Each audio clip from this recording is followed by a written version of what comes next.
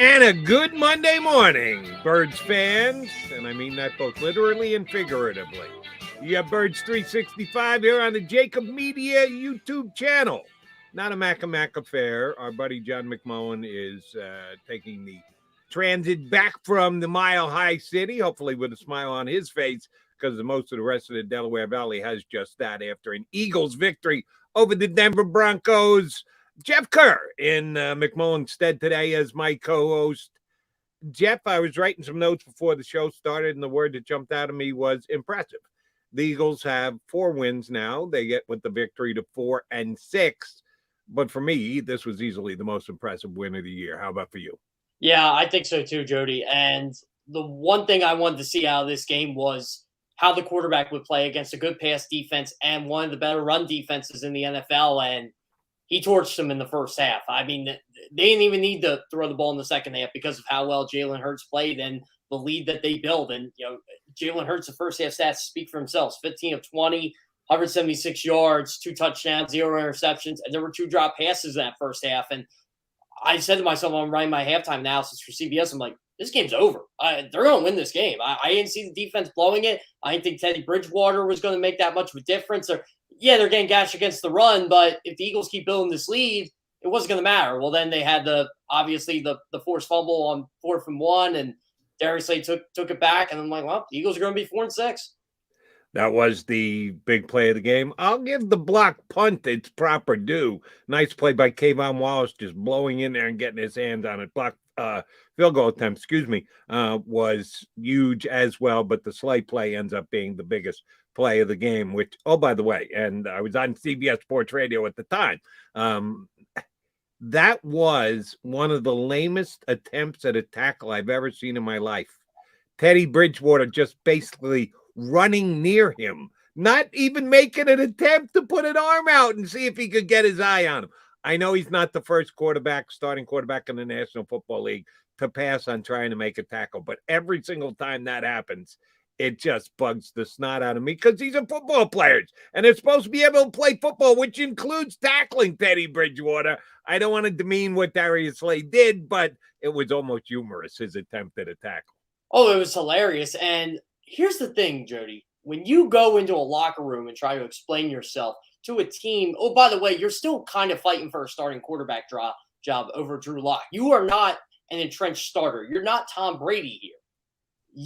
You have to try to make that play. That was a business decision by Teddy Bridgewater, no doubt about it. And his lame excuse for it after the game was, I forget the exact wording of it, but he just basically said, he pulled up or something like that. I forget how he said. I got to get the quote from Troy Rank from one of the Denver Broncos beat writers. And it was just a lame attempt and just signifies how much Teddy Bridgewater actually cares about that football team going forward. I mean, you have to make that play. I don't care. It was a 7-point game at that point. Yeah, he's not even going to make the play. You have to make an attempt at that play. He didn't even make an attempt. And, oh, by the way, if the roles were reversed, I guarantee you Jalen Hurts is going all out to try and make a tackle because he's just that kind of a football player. Another game of him making effective runs, a 31-yard burst at a key juncture of the game. Which is always going to be part of his game, which is an added advantage the Eagles have over a bunch of different teams in the National Football League. But the thing that impressed me most yesterday about the Eagles starting quarterback was his accuracy. That's the biggest complaint that we hear about Jalen Hurts is, he can make nice plays. He can create things out of the pocket, but he misses open receivers. He's got guys that he can get the ball to, and he just doesn't put it on him, and not going to be good enough because he doesn't have his accuracy. He's pretty damn accurate yesterday, completed 70% of his passes, some of them outrageously good throws, one of which fell as an incomplete. And remember, you got to factor these type things in. The best throw that he had all day was to Quez Watkins, who had gotten behind the defense, and he put it on his hands. It wasn't even a play that he had to extend all that much. And he just flat out dropped it. But that was a phenomenal throw, which goes down as an incomplete. I think he was more accurate with his passes yesterday than he has been all year. Yeah, I agree, Jody. And the one thing I really liked about Jalen Hurts yesterday was, did you happen to notice he was going to his left a little bit? He was feeling himself a little bit, just going. just taking a couple steps to his left, something we haven't seen him do early in the season. He was just hitting throws on the money. And keep in mind, he didn't have Dallas Goedert most of this game. After Correct. Dallas Goedert had that catch, he was out. And so you're down to basically your third string tight end, and Jack Stoll. Tyree Jackson didn't play much. I mean, Zach Ertz is gone. So, if you're looking at the start of the season, you're thinking, oh, wow, the Eagles are going to be in major trouble here because DeVonta Smith's your only receiver. But the way they were running the ball yesterday, it didn't seem to matter. And I love what Nick Sirianni is doing with this football team right now. He is not hiding this quarterback. Not at all. He is just taking a lot off this quarterback, which is helping him in the process. Another shocker yesterday was the fact that Jason Kelce missed a play. Jason Kelce missed a play. Jason Kelce never misses a play. He plays. Guys go down around him, to the left of him, to the right of him. The Eagles are always short on the offensive line. Well, not Jason Kelce. He plays every single play, goes down on the field. Oh, my God, what did he do to himself? This could be a significant injury. He goes to the sidelines. He's back in the next play. That's Jason Kelce. But just the fact that he had to miss time in yesterday's game was probably one of the only downsides of as good an Eagle game as we've had this year. Only him and Joe Thuney from the Kansas City Chiefs. They got the highest percentage of snaps played in the NFL over the last, I think it's 4 years. I got to remember that stat correctly. It's either 3 or 4 years, but those two have played a lot of snaps. And, Jason, I did laugh when Greg Gumbel did say about Nate Herbig snapping. What was ground ball to short? And of course, Jason Kelce comes right back into the game. I'm like, oh, okay, wasn't it major? And you know what, Jody? I'm starting to think in that fourth quarter, I think the Eagles were starting to feel the altitude a little bit there. You saw Fletcher Cox go down for a bit. You saw Darius Slay go down for a bit. But they were coming right back up. And, I think the same thing was with Jason Kelce. I think they were, playing 3 hours in that altitude. I've never been to Denver, but I've heard plenty of stories from people just walking. I don't know how you play a football game there all the time if you're not used to that. And I got to give credit here where credit is due. I've been somewhat critical of the Eagles defensive coordinator, Jonathan Gannon, who to me has been a little bit too dug in with his heels on his overall attitude about how they play defense and the bend but don't break philosophy and don't give up the big play but potentially die the 1,000 cuts death. He was a little bit more aggressive. Not that they brought the blitz all that much, but the defensive line, which needs to be able to get there with just the front four, did just that yesterday. Derek Barnett, another guy whose case I've gotten on pretty good of late, did get a sack, and was a good sack, way deep in the backfield sack, minus 14 yards type sack. Of course, he took 2 stupid penalties, which is always Derek Barnett's want, but they did get pressure with just the front four. I know it only ended up in being 1 sack, but Teddy Bridgewater was hurried. He was doing a lot of check down Charlie stuff to people underneath. I think he only completed 2 passes over 14 yards all day. Nod to Jonathan Gannon and the Eagles defensive front that got there against, we knew it. And that's one of the reasons why I picked the Eagles. Started the week, tough spot, Denver coming off that impressive win against the Cowboys. Got to go out there, playing the altitude. I was looking for a reason to try and pick the Eagles, and I was having trouble finding it. We had a buddy, Brandon Cristal, who covers the Broncos for KOA, their home radio network out there. And he said could be a little bit of a letdown game. And he told us how banged up their offensive line was. I said, all right, that's enough for me to hang my hat on. That's why I'm going to take the Eagles. Eagles did take advantage of the fact that Kansas City was down a couple key starters on their offensive line. Yeah, Jody. I knew Bobby Massey was banged up. I wasn't sure how serious the Garrett Bowles injury was, but it was serious enough where he couldn't play. I'm like, okay, they're down both their starting tackles. Dalton Reiser, who's a really good left guard for them, he was a little banged up. And, Denver had a lot of injuries going into this game. And then they had the COVID situation with Pat Shurmur. He couldn't call the plays. I think it was Mike Shula who called the plays for Denver yesterday, the quarterback's coach. So I'm thinking to myself, okay, I'm kind of liking the Eagles in this one. I thought Jonathan Gannon was going to be a little bit more aggressive, and he was. And I actually made the funny tweet yesterday. I'm like, boy, Jonathan Gannon's defense sure looks pretty good when Justin Herbert isn't back there slinging the ball, and and Teddy Bridgewater was. And I think that's what it is. I think this defense is going to have its fair share of success against bad quarterbacks, and they're going to see that a little bit this week with Trevor Siemian. Now, Trevor Siemian's been playing a lot better than Teddy Bridgewater has. He certainly isn't the reason the Saints have been losing football games, but They seem to be missing something there without Jameis Winston. And it gets easier. Daniel Jones twice, Taylor Heineke twice, whoever the Jets quarterback is going to be. I'm assuming Zach Wilson's going to be back. No more of this Mike White should be the starter debate anymore. It's maybe Joe Flacco, who knows? But yeah, the path seems to be a lot easier for the Eagles going forward, and it's at least who quarterbacks are facing, and starting with Teddy Bridgewater. And I'm not going to be surprised if the defense keeps up this run of success. I mean, 13 points yesterday, Jody. 13 points. It was a pretty solid effort across the board, including big plays like our boy, Mr. Slay, coming up huge at big times. I think we've given proper credit to both the offense and the defense and the special teams because of the block that they got on the field goal. They did fill Jonathan Gannon's overall defensive philosophy out. Bend but don't break. 5 trips into the red zone and only came away with a couple of field. That's pretty damn impressive when you get a couple turnover blocked field goal and a turnover. Yes, that's going to add up and give you the results that you want. Hurts certainly with the way that he played put a couple of his Hurts haters on the back burner. And there's one other group I do want to address, and this one I feel even more strongly about than I do the Hurts haters, and that's the DeVonta doubters. When the Eagles made their move on draft day to move up and get him at number 10, Howie Roseman had played the draft moving game, I thought, to a T, trading down, adding a first-round pick, but then jumping back up to get who I thought was the best wide receiver in the draft this past year. Yes, I know what the kid is doing in Cincinnati. Over the long term, I still have faith that DeVonta Smith will be as good, if not better.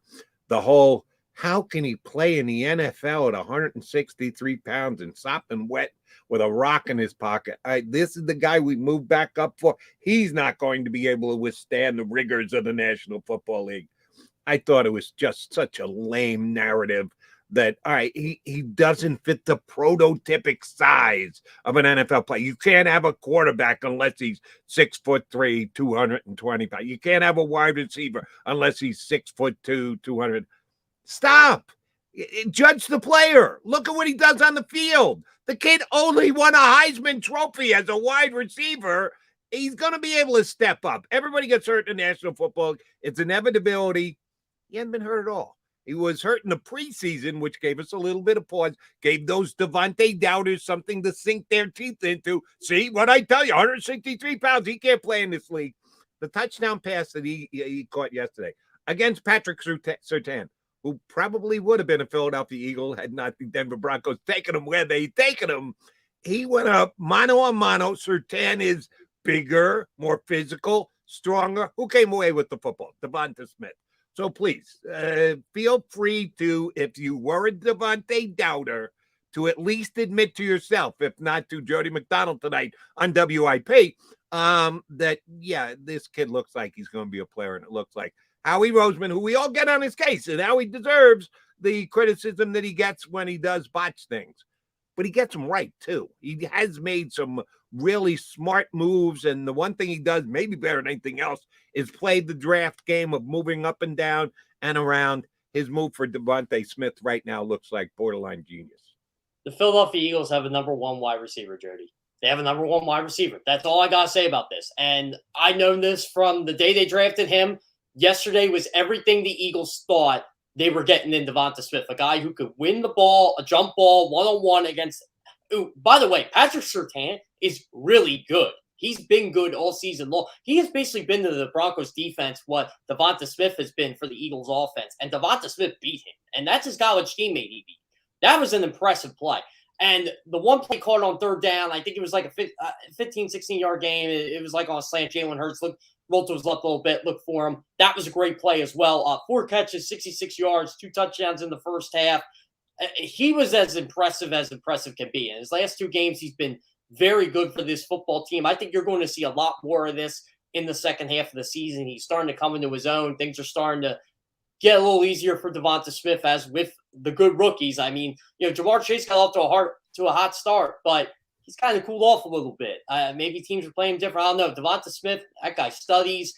He works. He said he goes to the NovaCare complex at like 6:09 in the morning or something like that. He says he has to go in the same time every day, which is kind of insane. But hey, that's what the great players do. And he has a quarterback he trusts. This guy has played in big moments. He's played against SEC defensive backs. He knows how to succeed in the NFL now, and we're seeing he's a number one wide receiver, and they need him to be with this cast of characters that they have.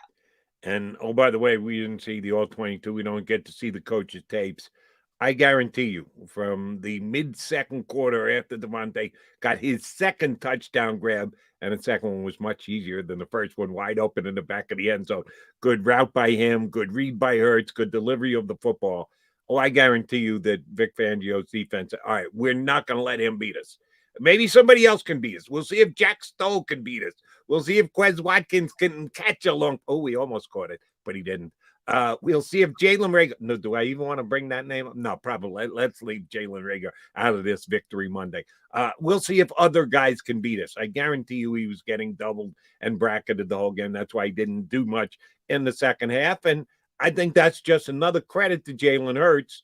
You can't force things. And if DeVonta's not there, you know it. I know it. Jalen knows it. Every Eagle fan knows it. His preference is on any given snap, let me see if I can get the ball to DeVonta. But if the defense is going to take it away from you, then you got to have faith in your teammates. You got to go elsewhere with the football. And they did just that. And one quick nod before we get up our first guest, our buddy Paul Domowitch, writing for Philly Mag these days. Will hop aboard and help us break down the Eagles and the Broncos. A tip of the hat to Nick Sirianni.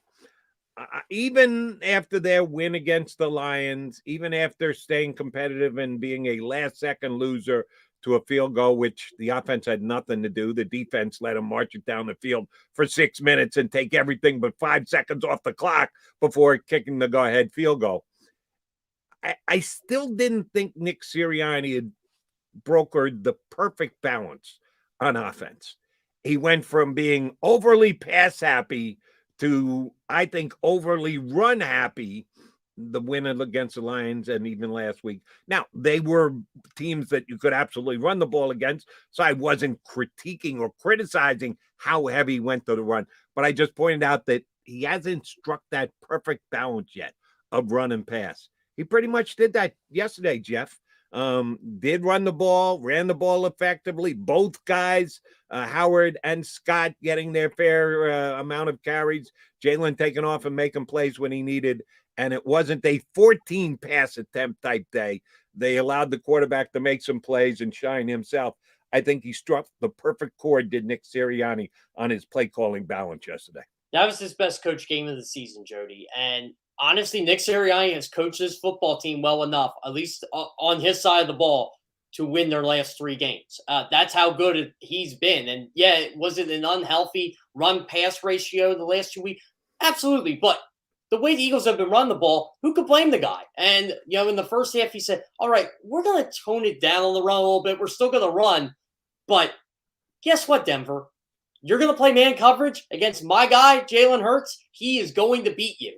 And once Denver switched and went to zone, I knew it. Nick Sirianni was going to run the football down their throats, and he absolutely did in that second half. That's why Jalen Hurts only had 3 pass attempts. He tried one play in zone coverage, one where he got a little overly aggressive, ball was tipped, picked off. More of a great play by Surtain than anything else. Right. But still, once they went to zone coverage, Nick Sirianni said, all right, here comes the ground and pound. Here comes Boston Scott. Here comes Jordan Howard. Yeah, you want to take away the run from Jalen Hurts, that's fine. You can't stop these two. And in the first half, you're playing man coverage. Jalen Hurts recognized man the entire way, through the air, on the ground, was able to put up over 200 yards of total offense by himself in that first half. Nick Sirianni knew what he was doing with this quarterback, and he's starting to have a feel for this quarterback. And I hate to tell the Jalen Hurts haters out there, but I think Nick Sirianni is figuring out how to utilize this quarterback, how to win with this quarterback, and how to develop this quarterback, which is what you want to see with this franchise. Now, will Jalen Hurts be the quarterback next year? I don't know. I don't want to talk about that right now, but he is getting better the last 3 weeks. He's one of the best red zone passers in the NFL. Yes, go look it up. I'll even tweet the stats for you later.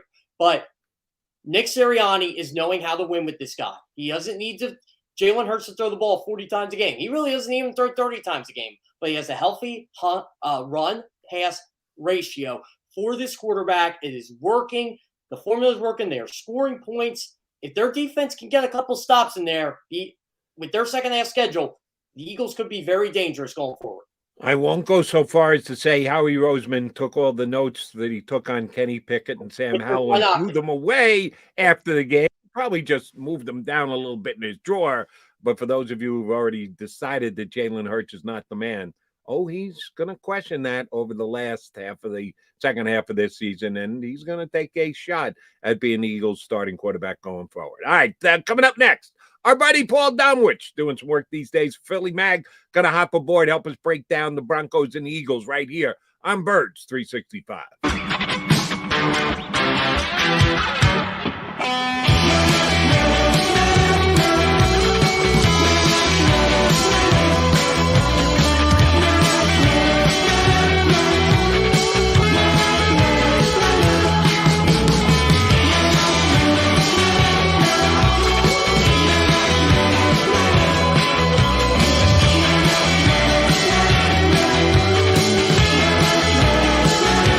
At Stateside Vodka, every new customer gets the world's best rocks glass, free. What's that? A rocks glass? You're telling me that bottle is cut in half? You could say that. Holy shit. And you're telling me I can get one of these glasses for free? That's right. One free rocks glass per customer with each first-time purchase of Stateside Vodka. So good, it just disappears.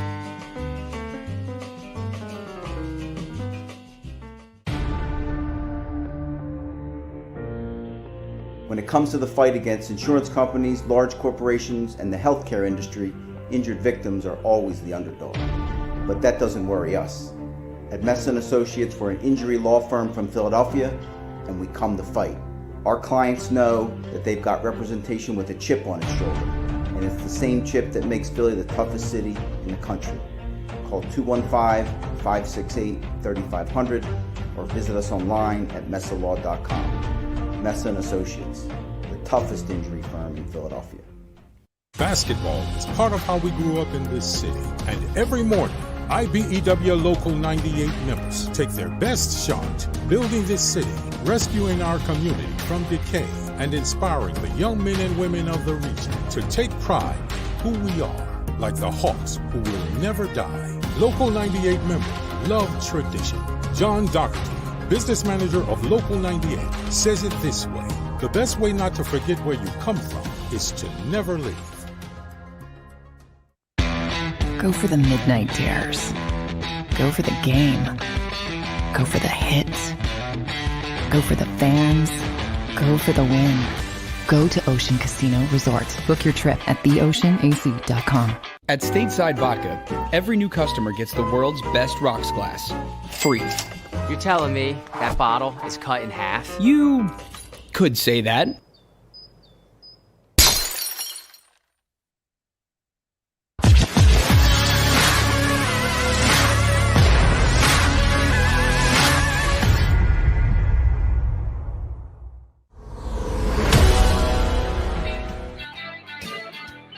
It is a Monday victorious edition of Birds 365. Jeff Curran for John McMullen.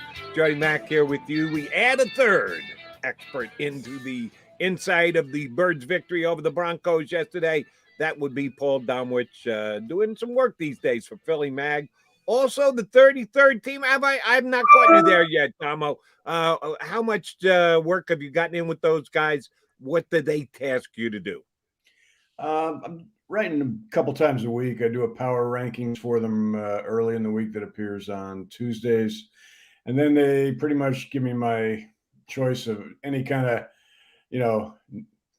feature, news of the day, trend type of piece for later in the week. I did a piece on the evolution of the running quarterback, things like that. So I'll look previews of the draft. So it's been fun. Very nice. Well, then I got to go here.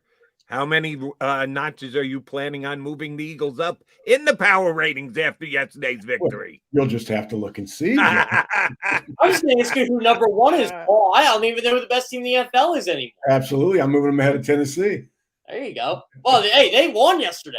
And impressive win, even though the Saints didn't have Kamara. But, hey, it's tricky leagues, Paul. It really is. Tennessee's impressive because most of these teams you look at who they played.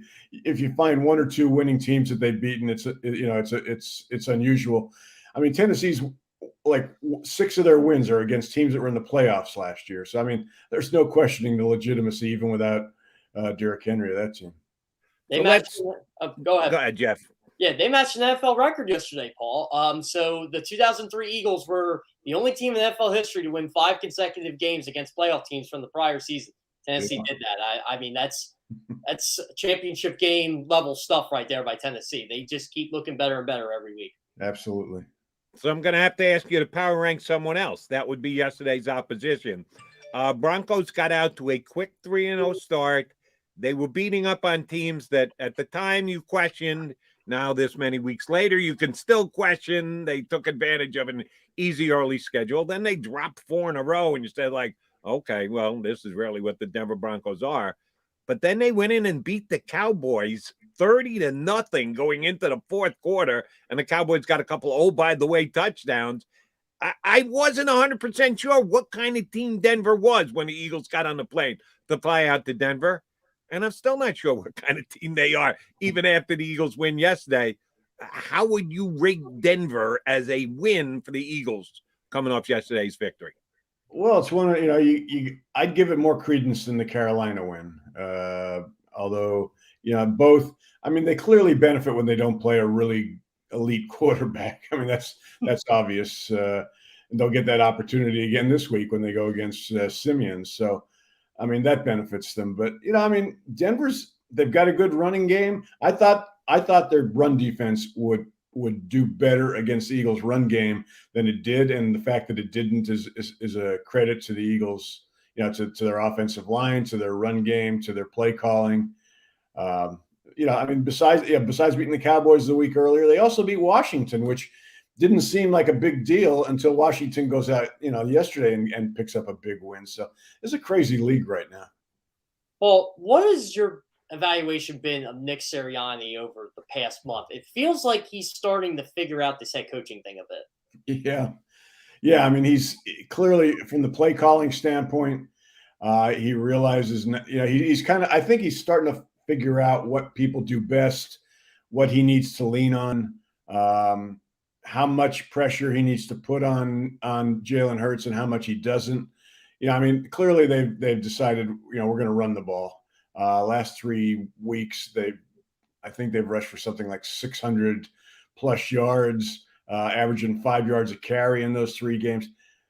Until Denver, they were going up against run defenses that weren't very good. That's why yesterday's game kind of had a little more significance to me than the previous 2. Now, we'll see again this week. They're going against the New Orleans defense that's first in the league against the run. So you would assume they're not going to be able to do that, that they're going to have to mix it up, that Jalen Hurts is going to have to be able to have some success like yesterday, but probably having to throw the ball more than he did yesterday against the Saints next week. So that game probably will be a big test for them. Damo, I want to ask you about the Eagles' number 1 wide receiver. As Jeff said in the first segment of the show, Eagles have a number 1 wide receiver. We don't always get a chance to say that, but we can say it now. Quantity over quality, quality over quantity yesterday. Only 4 catches, but 2 touchdowns for DeVonta, and the first one was a thing of beauty. How good can this kid be? Can he be a top 5 wide receiver in the National Football League? Boy, it sure does look it. If he can stay healthy. That was the only question about him coming out. Everybody looked at the body and said, can he hold up to an NFL licking? And so far, so good. He doesn't take many hard hits because nobody can catch him or he gets down. That first touchdown on the 50-50 ball was just amazing. And then the route he ran for the second touchdown, he just let that guy, standing in his dust. You could see the chemistry developing, it's not developing, it's already there, but between him and Jalen, that's his go-to guy right now. I was curious yesterday what was going to happen after Goddard left the game with concussion because, it's been DeVonta and Goddard. And maybe if Denver had been able to keep this thing close and he would have had to throw more, and then they would have been able to focus on Smith. It might have been a more difficult game, but that fumble and fumble recovery for a touchdown by Darius Slay kind of just ended things. Well, there was a play yesterday, and we all want to talk about Quez Watkins' drop. I looked at it after the drop. Jalen Hurts just kind of told him, it's all right, don't worry about it. That's one of the things I really like about this kid. That was a perfect throw. Jalen Hurts could have did what many quarterbacks in this league have done. Aaron Rodgers is one of them, where you just chastise the player. No, instead, he just basically put his arm around his shoulder and said, don't worry about it, it's all right, we got this. And I don't know. I thought that was, of all the good plays Jalen Hurts made yesterday, that might have been his best one. Yeah, I mean, that's, the more you see him, the more you realize the leadership skills this guy has and the respect he has of his teammates. You're right. I mean, when I tweeted that was, impressive, how he went down and sat down with Watkins after that and consoled him and told him to shake it off. I got a lot of tweets back. Well, every quarterback in the league does that. Well, no, they don't. No, they don't.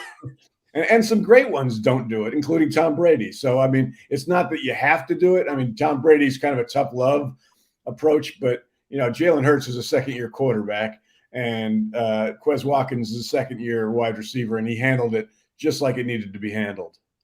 No, Damo, I don't want to be the wet blanket on a Victory Monday, but there is an issue that we got to start to touch on. Last week prior to the game, Miles Sanders on social media kind of put it out there. He's back. He's ready to go. Wasn't activated for the game. Wasn't even eligible to be activated because they put him on IR and I had to wait the 3 weeks. But he is eligible to be activated this week, and we expect him to practice with the Eagles this week because I don't think Miles would make something like that up. The 1-2 punch of Scott and Howard has been phenomenal the last couple of weeks. It has reduced Kenny Gainwell, got a couple of plays, couple of touches yesterday, but he is certainly the third back in the rotation now. There's not room for 4 backs. Miles Sanders is going to need to be fitted in here or fitted out of here one way or the other. While we praise Nick Sirianni for having maybe his best game as a head coach on the sidelines, he's got a little bit of a sticky wicket he's got to deal with this week. How's the Eagle running back rotation going to look going forward? Yeah, I mean, it's clear. I mean, they need those. Scott and Howard give you that power between the tackles that even Miles doesn't give them. I mean, Miles is a guy, he'll deny it, and he can run between the tackles. But as we saw when he was a rookie, I mean, he prefers to get it outside. That was the way it was at Penn State, and that's where he excels here. They're not going to carry 4 on the active roster on game day, which leaves Gainwell as the odd man out if you're going to make a move. Gainwell made a costly mistake yesterday. I'm not going to say he was responsible for that interception, but he missed a protection that caused that interception. Jalen was still the one that underthrew it after the guy was in his face. But that Gainwell's snaps have gone down because of the fact that they're focused more on running than throwing to the running backs right now. It kind of depends on what their game plan is next week. I mean, maybe they realize we're not going to be able to pound the ball 40 times, and they sit Boston Scott. I know that would be that would be tough for Boston to take, but they've got to make a decision on how they're going to play against New Orleans. If I had to guess, Gainwell might be the odd man out next week. Well, my biggest worry about this team right now, at least in the passing game, is you lose a guy like Dallas Goedert. Someone has to step up. I mean, Jalen Hurts did, but outside of DeVonta Smith, there wasn't really a guy that Jalen Hurts could go to outside of him. I mean, Quez Watkins did get open. We got to give him the credit for that, but dropped the pass in the end zone. I guess it has to be him going forward, right? What, Jack Stoll? I mean, come on, Jeff. Tyree Jackson. Actually, I think someday Tyree Jackson is going to be a threat that people are going to have to deal with. But you're right. I mean, typically in a situation like this is when you use your running backs, which goes back to what we just talked about. If you sit down Gainwell, then you still have Sanders. But, I mean, Jordan Howard and Boston Scott are not guys that are going to run, that you're worried about as pass receivers. So, I mean, that's the dilemma they face, which kind of comes down to how you think you can beat New Orleans as far as what makeup. But they've got to – I mean, that's the one thing we haven't seen a lot from with Jalen. He doesn't seem to favor using his running backs as receivers, with the exception of an occasional screen. I mean, there aren't a lot of checkdowns. I don't know how much of that is him, how much of it is the play calling as far as looking that way. I mean, I've seen times over the last several games, not so much yesterday, but when Gainwell's been in the game, he's usually always open. And the guy can catch. Yeah, he's as good a young pass receiving back as you're going to find, which is why it would kill me to sit him down if I were Nick Sirianni. But that's why he gets paid the big bucks.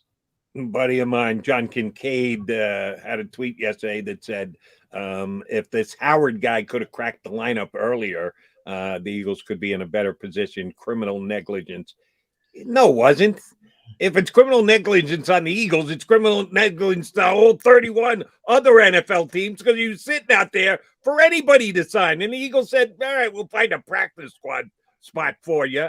And yes, because of circumstances, because of his hard work and his abilities, he's gotten his shot. He's making the most of it. He's helping the Eagles win football games.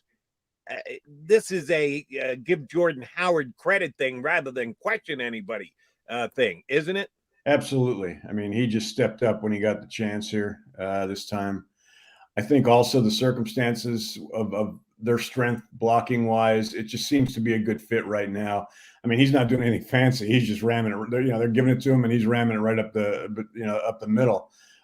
Jason Kelsey's probably playing his best football. I don't blame anyone. I credit Jordan for stepping up when he got this opportunity. Yeah, Paul, there's one thing I noticed watching Sunday Night Football game last night, and even during the Eagles game, it feels like you don't need that home run hitter. Saquon Barkley, Miles Sanders. You could win with Boston Scott, Jordan Howard, Darrell Williams, we saw last night. Derek Gore, guys like this. It seems like now, at least in the league, you don't need, and it's been trending this way for a while now, but you don't need those big-time running backs. You really don't need Ezekiel Elliott to win you football games anymore. Yeah, and that's why you don't see too many running backs getting second and third big contracts. You get the most you can, and that's why Miles Sanders is a little bit miffed right now, because he sees the writing on the wall. I mean, they used him a lot as a rookie, and second year, but he knows that there's probably, especially with Gainwell, if Gainwell continues to play well, they're not going to offer Miles Sanders a whole lot when he comes up for a second contract. All right, I want to give some credit on the other side of the ball as well. Jonathan Gannon and a couple of decisions that he's made. We oftentimes make a big deal about how the Eagles use their players and how much influence does Howie Roseman, a.k.a. the front office, have on that. Well, they did go out and sign Eric Wilson as a free agent linebacker during this offseason. And the guy came in here and wasn't getting the job done. He borderline was stinking out the joint. And they flipped their linebackers. Alex Singleton, who played very well last year, was struggling early this year. Boom. In comes Edwards. In comes Davion Taylor, which, yeah, I'm sure Howie Roseman didn't have a problem with, because that was a little bit of a reach pick of his. But the kid is contributing, including causing the fumble on the biggest play of the game yesterday. I'll give the nod to Jonathan Gannon there, because he was going to play the best players. And it seemed to me like he didn't care how the Eagles got him, how they got into an Eagle uniform. I'm going to play the guys that give us the best chance to win. And right now they're getting much improved linebacker play. Yeah, I mean, he's tightened things up schematically a little bit. They played more press coverage yesterday. They're moving people up a little bit. The concept is still the same. They don't want to get beat deep, but clearly teams were picking them apart underneath.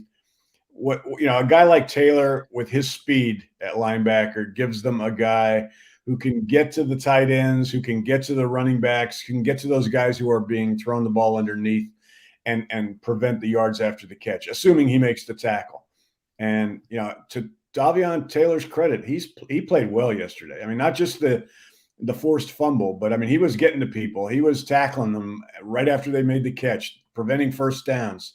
I mean, that's what you want that's why you brought a guy with his speed in, so he can prevent those yards after the catch. So I got to believe Howie Roseman is just tickled pink over because I was ready to say this was a major mistake. I mean, Davion Taylor didn't seem to be very instinctive. played 24 games at Colorado after not playing in college or as a freshman or sophomore, and never forced a turnover. I mean, in fact, you know what? Yesterday may have been the first turnover he's forced in his life. I'm serious. Because he didn't play high school ball because of his parents' religious situation. Went to Colorado, started 24 games, never forced a turnover. So this might have been his first forced turnover. Well, one thing that concerns me about this defense is I just don't see that outside of Darius Slay, that guy you can really, I don't want to say build around, but there's not a lot of stars on this team. Like Josh Sweat can be, Davion Taylor can be, but there's no bona fide. Fletcher Cox is getting old. We got to admit it here. Yeah. And there's a lot of guys on this team where you're just like, okay, where are they going to be going forward? Yeah, I mean, I wrote about that this week, guys. It's good. This defense is going to have to be, everybody's focused on the quarterback, and rightfully so, because it's so important. And, if Hurts turns out to be the guy, it's a big lift for this team, because it saves them using those 3 picks next year on, investing in a quarterback of some type. But the defense is going to have to be completely rebuilt. They're just, it's old, injured, not good enough. I mean, there's a lot of guys that just need to be replaced or will be replaced, including Fletcher Cox. I mean, he played well yesterday. First time we've even seen him probably since the Carolina game. Made a couple big plays, both in the run and rushing the passer. But, they need linebackers. They need more corners. They need safeties. I mean, Rodney McLeod probably won't be back. Derek Barnett, he's on the first train out. Brandon Graham's going to be back, but he's going to be 34 years old, coming off a major injury. So anyway, long story short, I mean, they've got to almost completely rebuild that unit over the next year or two. Along those lines, we're seeing some guys step in and at least give them a little something like Davion Taylor. Is Teron Jackson going to get any kind of a shot here between now and the end of the season? Are we going to be able to get a better read? I don't think you get a perfect read, because I don't think he's going to take over and start and get 60 snaps a game. But can we get a read on him between now and the end of the season? I think the Eagles the last couple of weeks have shown they're going to give their young guys a little evaluative run here, so they can get a look and maybe even take advantage of it. Is that going to happen with Mr. Jackson? Yeah, I mean, I think the circumstances are going to determine a lot, Jody. I mean, if they say they go out and lose next week, that might make them conclude that the playoffs probably are a lost cause. So they might start giving guys like that more snaps. If they don't, then if they beat New Orleans next week, then they're back to playing guys that they think they give them the best chance of winning from week to week. So. And right now, I don't know where that puts Teron Jackson. Well, when you look at this schedule, I know you mentioned playoffs here. Is it possible with I mean, they got to jump a couple teams, but they have a tiebreaker over Carolina. They have the tiebreaker over Atlanta, which I don't think is going to go anyway. But it seems like Carolina and Minnesota are really the only 2 teams that are standing in their way right now. Yeah, and you look at what's happening in the league, Jeff. I mean, from week to week, you used to be able to look at this point in the season and say, okay, this team's gonna pretty much has an easy path to the wild card. No catching them. You don't know what's going to happen right now. But yeah, I mean, if these guys catch lightning in a bottle, if they start playing like they played yesterday over a longer period, if Jalen Hurts continues to progress, they've got a shot. I mean, it's not a great shot, but I mean, they certainly are going to, it's not a situation where they're going to have to look towards next year if they can keep winning. And I've already seen some debate on my Twitter and other outlets where Eagle fans get to chime in and comment on our stream here on Birds 365. Is it better for the Eagles to be going forward and being in a playoff race? I think they actually can make. I had the Eagles winning 8 games. Yeah. And with the way the NFC is playing, 8-9 is absolutely going to be in the mix for that last playoff spot. Maybe not get it, but in the mix for it going into the last couple weeks of the season. Or would they be better off just playing guys like Teron Jackson, as I mentioned, for evaluative purposes when this year? See, I guess it all comes down to the quarterback. If the quarterback plays well and kind of keeps you in abeyance of making a decision, yay or nay, doesn't ball out, but doesn't stink either. I guess he kind of directs the whole, is it better for the Eagles to be winning games or is it better for the Eagles to be losing games thing? Does it not? If they keep winning games, I think we can make the assumption that Jalen's been playing well, or, so I don't see any, I never see any benefit to losing for a higher draft pick, or especially now that they have 3 of them, that doesn't really, they can let other teams lose. I think it benefits all these young guys, including Jalen, including Davion Taylor, if they're in a down to the wire game, every game counts type of pressure situation than it would if this thing goes off the rails and you just play a bunch of young guys. Well, does it benefit, though, a team like a young Eagles team, and specifically Jalen Hurts, though, if they would happen to make the playoffs, even if they're a 7 seed? We saw what the 7 seed did yesterday against one of the better teams in the NFC in Dallas. Does it benefit this team to go into a playoff game as a 7 seed, even if they might get the doors blown off? Oh, absolutely. It would help his development. It would help. And plus, he's such a wild card as a quarterback that if they make the playoffs, defending him becomes such a difficult and a team may shut him down. We saw that with how Miami defended Lamar Jackson this last Thursday night. They sent DBs blitzing on like nearly half the pass plays. Teams are going to start to come up with ways. You could sort of see it now with Jalen. They're flushing him out to the right because he has a tendency to always want to go there, and then they have somebody waiting so that a lot of his yardage came on runs yesterday when he was able to get around the corner. But anyway, you're seeing teams kind of devise ways with the more film they see on him to try to stop him. Sometimes it's worked, sometimes it hasn't. But you get to the playoffs with him.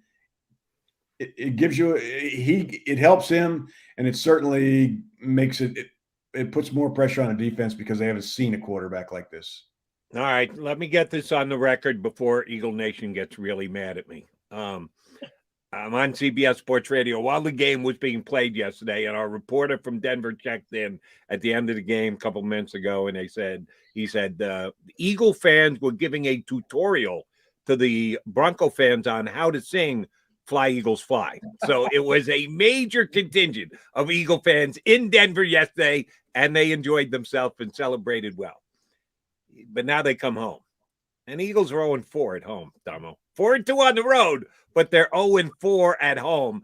I'm not putting this on Eagle Nation, but they haven't been in attendance for a win yet this year. Just the coincidence that the beatable teams, where it fell on the schedule, that the Eagles are actually won 4 games on the road and are 0-4 at home, or is there something more to it? Yeah, I think it's just a coincidence, Jody. They go 3 and out on the first drive Sunday, they'll be booed, but they know that. I don't think it has any effect on their play. It doesn't put any more pressure on them. I think it just happens to be the way that the cards have fallen as far as winning on the road and not at home right now. Paul, so we got to talk a little bit about the Saints game. I think I don't know what to make of this team. They beat Tampa Bay. They lose to Atlanta. I still don't know how they did. And Tennessee, they don't have Alvin Kamara. And yet the quarterback has actually played well. I don't understand this Saints team right now. Oh, by the way, they have a good defense too. Yeah. Well,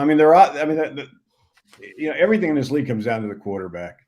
And so, but with that team, you take Kamara out of the mix and it's a different story. They got to be praying or getting their voodoo dolls out right now and hoping that Kamara has one more game with that knee injury where he's not able to play, or they feel they can win without risking him re-injuring it. Because he's especially against this team. We've seen the linebackers have trouble underneath chasing these people, chasing guys with his kind of speed, running backs and tight ends. And so you take him out of the mix, I think it makes them clearly more beatable. But they are an enigma, but they have such a good defense. It's carried them so far. You're not going to run on them like we talked about earlier. And they're past, they get pressure on the quarterback. So they're tough to score points on. Damo, last thing, when do we need to go to 33rd team to get the new advanced Eagle power ratings. Where did you have them last week?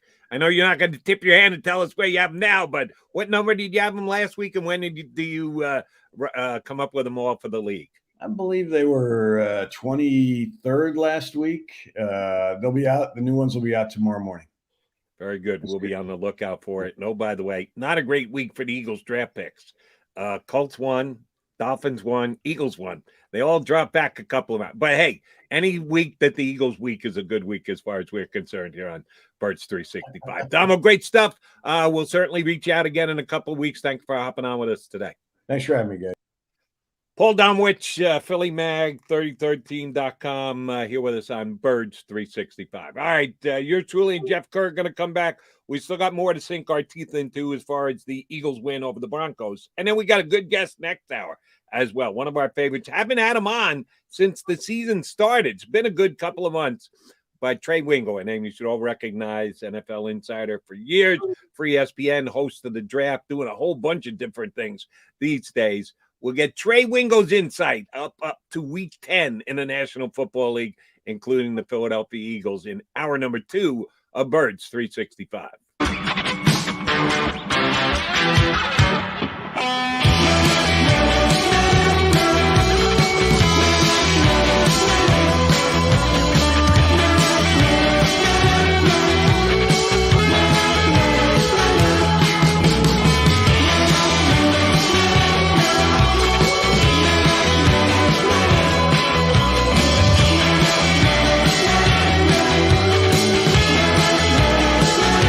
At Stateside Vodka, every new customer gets the world's best rocks glass, free.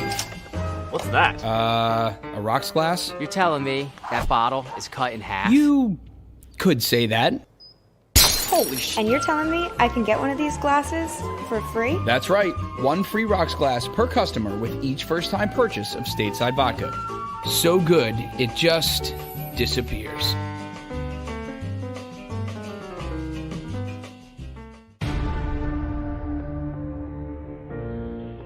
When it comes to the fight against insurance companies, large corporations, and the healthcare industry, injured victims are always the underdog.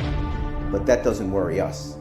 At Messon Associates, we're an injury law firm from Philadelphia, and we come to fight. Our clients know that they've got representation with a chip on its shoulder, and it's the same chip that makes Philly the toughest city in the country. Call 215-568-3500 or visit us online at messalaw.com. Messon Associates, the toughest injury firm in Philadelphia. Basketball is part of how we grew up in this city. And every morning, IBEW Local 98 members take their best shot, building this city, rescuing our community from decay, and inspiring the young men and women of the region to take pride in who we are, like the Hawks who will never die. Local 98 member, love tradition. John Doherty, business manager of Local 98, says it this way: the best way not to forget where you come from is to never leave. Go for the midnight dares. Go for the game. Go for the hits. Go for the fans. Go for the win. Go to Ocean Casino Resort. Book your trip at theoceanac.com. At Stateside Vodka, every new customer gets the world's best rocks glass, free. You're telling me that bottle is cut in half? You could say that.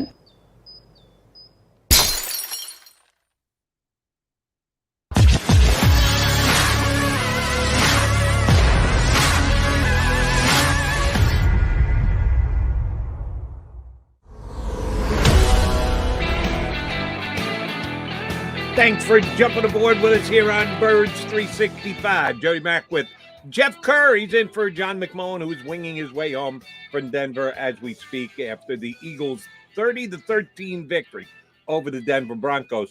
JK, in talking to Paul Diamond, which we did, actually have, quote-unquote, the playoff conversation, which there's still a long way to go. The Eagles are on the outside looking in, but they're not so far outside that you go, yeah, the Lions are still, they're not mathematically eliminated. Although you're giving me a segue right now. Go ahead, go for it. Lost this month, Jody.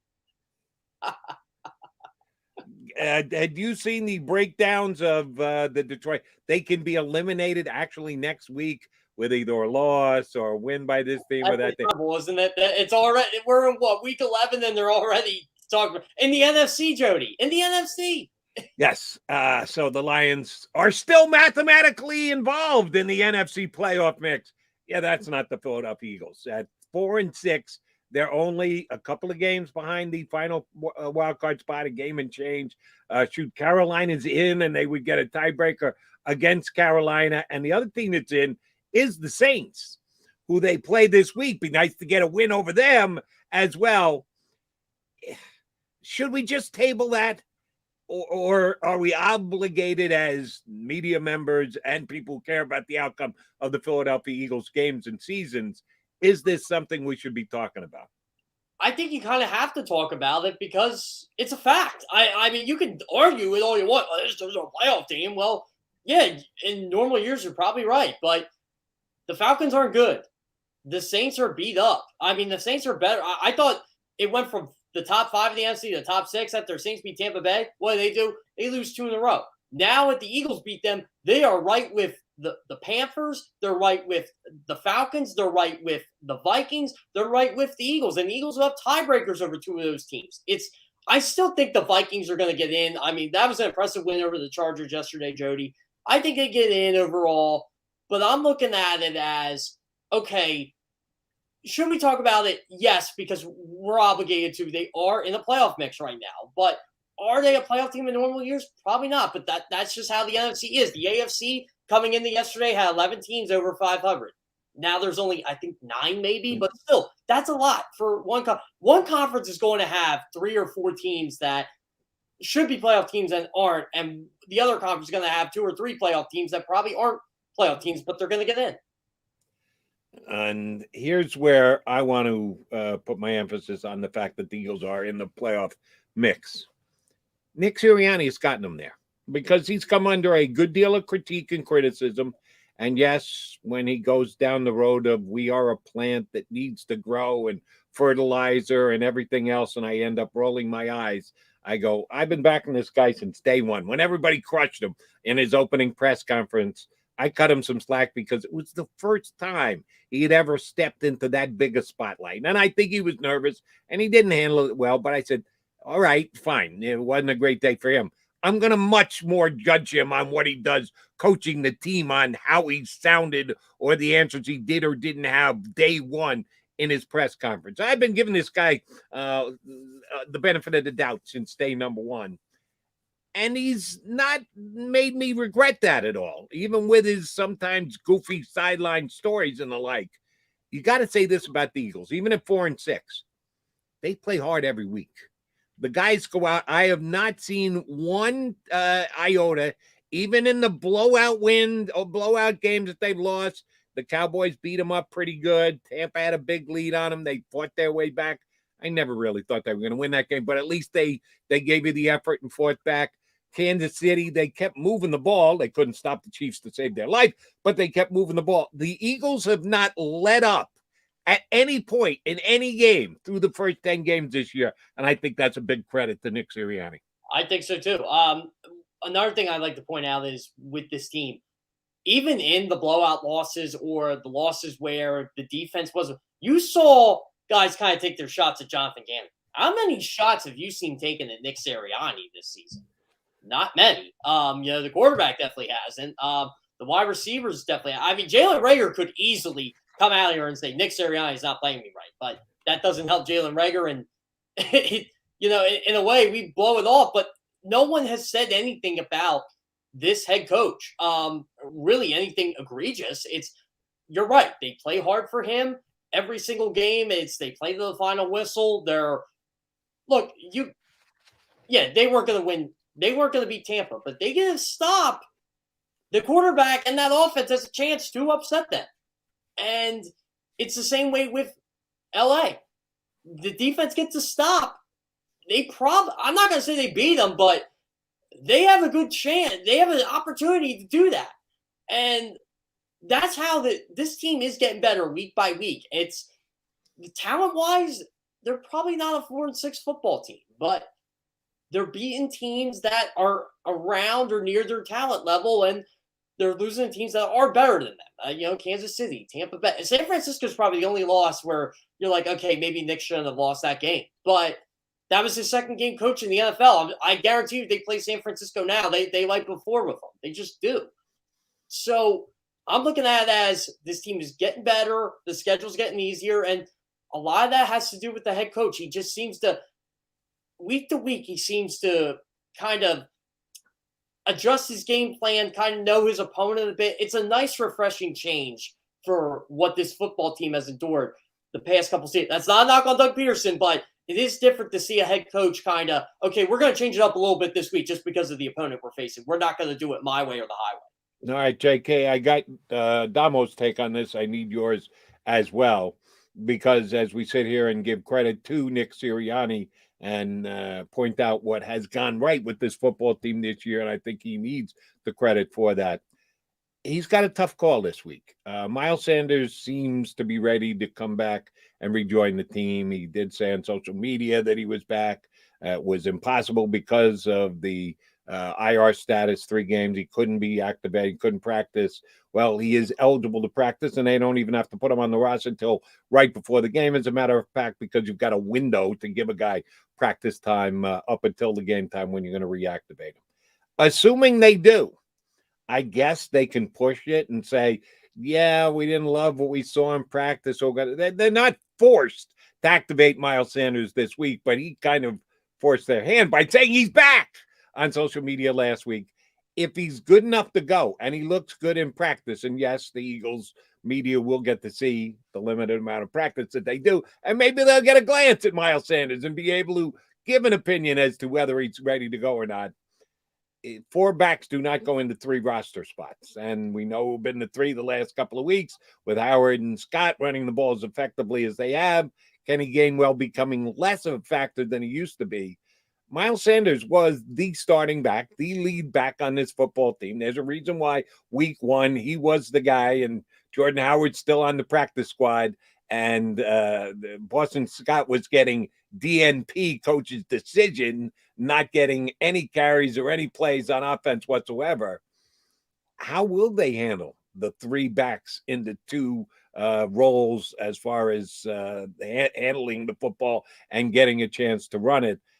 It's probably one of the bigger issues that the coaches had to deal with so far this year. How's it going to play in the Eagles running back room this week leading into the game against the Saints? I think the tough decision would be to reduce Boston Scott snaps. And I hate to say that because Boston Scott has been kind of a breath of fresh air for this team, but I think you need kind of a thunder and lightning approach. And maybe that's what Nick Sirianni does to stop the number 1 run defense in the NFL, to get some yards off them. I think Miles Sanders can provide that lightning. I think you still make him the number 1 running back, and you got to tell him, you got to run between the holes and you'll get your big plays. And, they'll probably have some more explosiveness there, but then you give Jordan Howard the ball, the battering ram. And, unfortunately, that's just the way it is in the NFL. Boston Scott has been very effective. They still need him for special teams, so I think he plays a role there. Maybe he gets a little more carries than he did at the beginning of the season when Miles Sanders was playing. But I think I would do the old Miles Sanders, Jordan Howard combination, and you mix in Kenny Gainwell on some pass. But I think Gainwell snaps are going to go down too. I think it's going to be mostly Sanders and Howard, and maybe the spell Sanders a bit, because I know they got a bye week in 3 weeks. I guess it is now. It's coming up, but maybe you put in Boston Scott there to kind of give Sanders a break on the possession or 2. But he's again, I think it's going to be Sanders and Howard going forward. All right. So now with all the advanced wagering menus we have these days, I'm going to run one by you. Most carries by an Eagle running back in the first half of the game against the Saints. The second half, the score and the time and everything else may dictate specific decisions that the coach is going to make. But you come in with your game plan before the game starts. They even map out plays. They adjust that too. But sometimes they actually run it down the exact way they think it's going to work out. Who gets more first half carries, assuming that Miles Sanders is activated, which I think is a pretty good assumption. Miles Sanders or Jordan Howard? Who gets more carries? Because you said Miles is the number 1 back, which would indicate he'd get more carries in the first half. You think that's going to be the case? Yeah, I think so. And I think they owe it to Miles Sanders to do this. Look, they've been committed to running the football the last 3 weeks. I think they owe it to Miles Sanders to see if he can be a part of or maybe even enhance what they've been doing running the football. You know, the explosive runs that Boston Scott, Jordan, and Howard probably could have had, Miles Sanders would have. And again, this is more, and we know Miles Sanders likes to break it to the outside. We know he's not a between the tackle runner.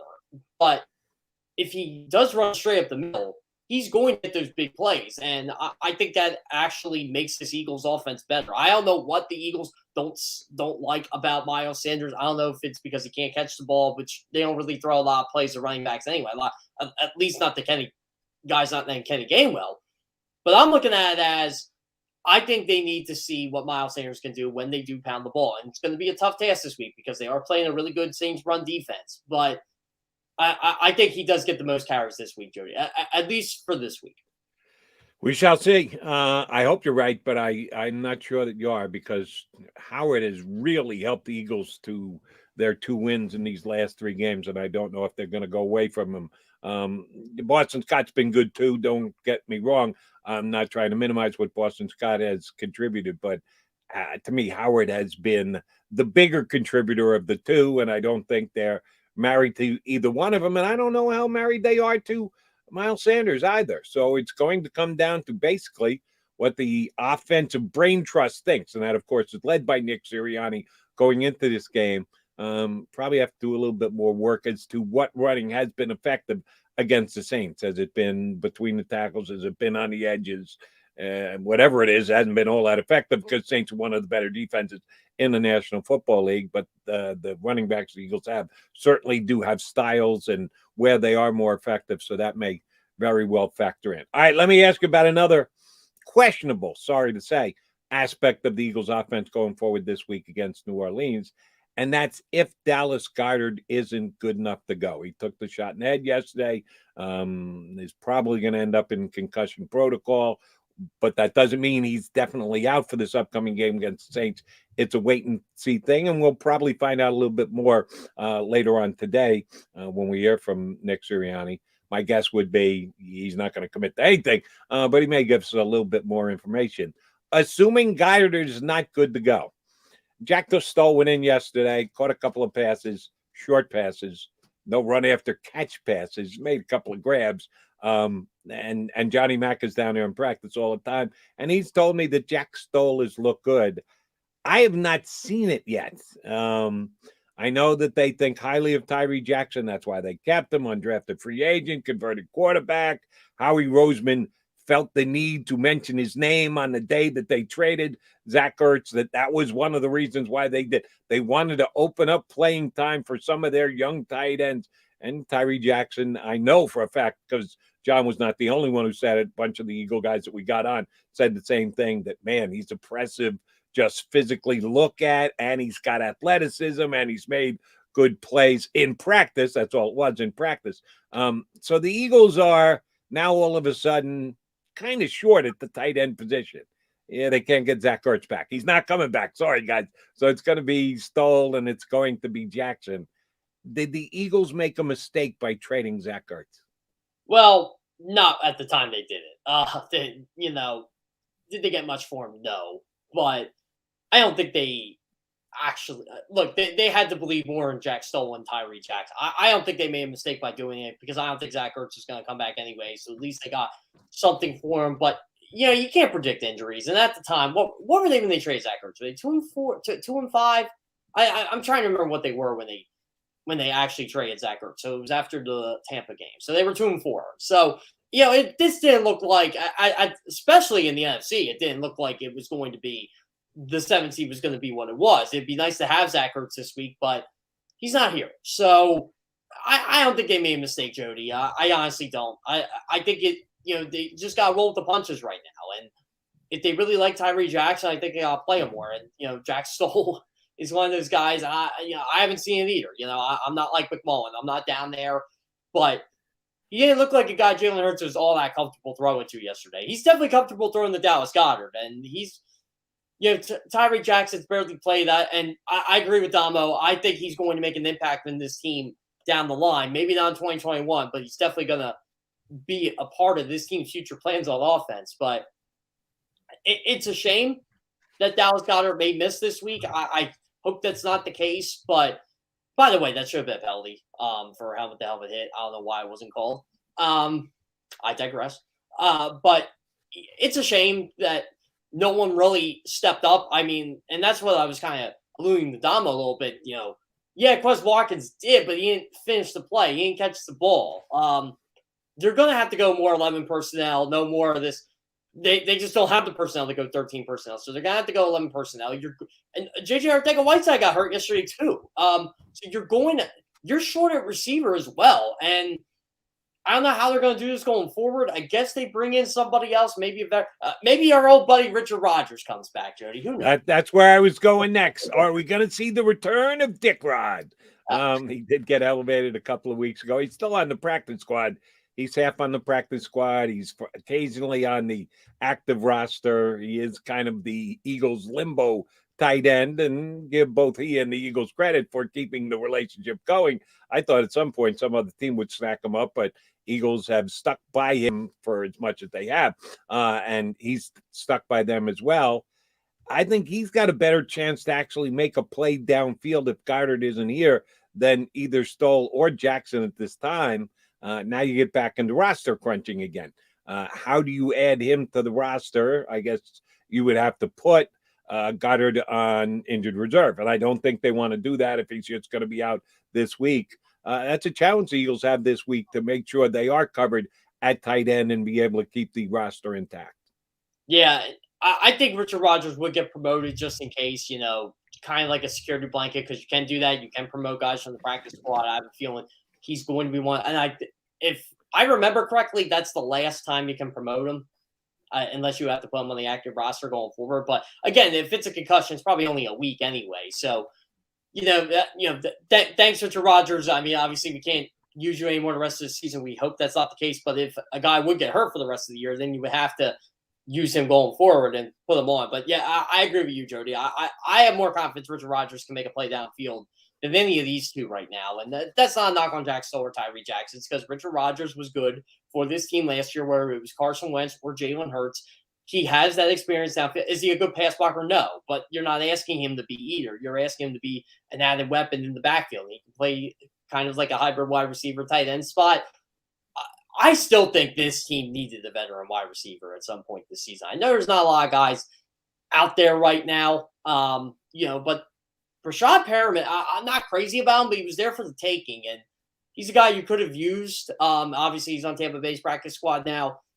I think you need to get someone in there just because of the lack of depth at wide receiver and the lack of production Jalen Reagor has been giving you. And injuries are going to take their toll in a 17-game season. We still got 7 games left to play here with a bye week. So, yeah, it's a tough situation they're in right now. I have a lot of faith in this coaching staff. They can work around it, but this goes more toward the front office decision. Wide receiver is definitely a position they're going to have to upgrade this offseason regardless. Off-season, yes, but we're dealing with the now right now, and the now is the Saints coming up on Sunday. And I ran this by John last week, and he basically poo-pooed me, which I wanted him to if that's the way he felt. John Hightower is still on the practice squad of this team, and I know you really have to pay attention to these crunching numbers. If you're going to elevate someone from the practice squad, then that means somebody else has got to go. You can only have X amount of players on the roster in any given week. You got your actives, deactives, but somebody's got to come off the overall roster. If you would add a guy, John Hightower, I would have zero problem putting J.J. Arcega-Whiteside on IR for 3 weeks because, God forbid they lose his blocking for 3 weeks. I forgot he was on the team until he got hurt yesterday. I know why he's still here, because he was a second-round draft pick, but he just doesn't give you anything. Not that Hightower is going to jump in and make 5 catches, but at least I think there's the possibility of him making a play downfield, where I think there's no possibility of J.J. Arcega-Whiteside making a play downfield. Am I just whistling in the wind here that maybe a guy like Hightower can jump in and give the Eagles an assist for a week coming off the practice squad? So I always have this fun stat about John Hightower I like to use because he has made plays in the past. After week 9 of last season, the most 40-yard catches in the NFL was John Hightower. Did you know that? Really? No. Yeah, isn't that something? And Carson Wentz seemed to like him. I mean, I think it was only like 3, but he had the most 40-yard catches in the league at one point last season, his rookie year. And I'm like, hey, you know what? Maybe this guy can be a nice little deep threat for the Eagles. And then he kind of disappeared, and he's never reappeared. I don't know if that's the only route he can run, or if he just doesn't know the plays. I don't know, but that might be your option right now. And I'm kind of like McMullen. I kind of push it aside because I'm like, oh yeah, that's right, he's on the team too. But if you're that desperate at wide receiver and you think he's a better option than anybody that's a free agent right now, quote, he is. So yeah, I think that might have to be the guy. And I'm like you, Jody. They can put J.J. Arcega-Whiteside on IR for the rest of the year. He's not a good player. I don't really care about his blocking. I know what he provides on special teams. I know special teams is important in the NFL, but this guy was a second-round draft pick. You got to contribute at some point. I think DeVonta Smith actually passed Jalen Reagor in career receiving yards yesterday, and he passed J.J. Arcega-Whiteside in career receiving yards by week 4. So that just tells me all I need to know about the Eagles wide receiver group right now. Exactly. If Dallas Goedert can't play this week, can't play next week, but they think he can play that third, guess what? He stays on the roster. There's no IRing him. You don't want to lose a Dallas Goedert game. If J.J. Arcega-Whiteside can't play this week, but maybe play, doesn't matter. JJ, hop on that IR. Take those 3 weeks, buddy. Little vacate for you. I'm not sweating his removal from the lineup one iota. All right, coming up next, I have a spot I'm looking forward to because we talk a lot about the Eagles, but even more specifically about Jalen Hurts and the opinion across the league of what he's done so far this season, because the Eagles, let's be honest, have a big decision to make. Are they going to go in another direction at quarterback during this offseason? Are they going to come back with Jalen Hurts again and put off finding a potential quarterback for the next decade for a year? Or is Jalen Hurts the guy who is going to be the Eagle quarterback for the next decade? We're here every single day watching it, talking about it and the like. It's nice when you get an outside opinion, an educated outside opinion. And I believe we're going to get that coming up next. Trey Wingo's going to hop aboard with us here on Birds 365.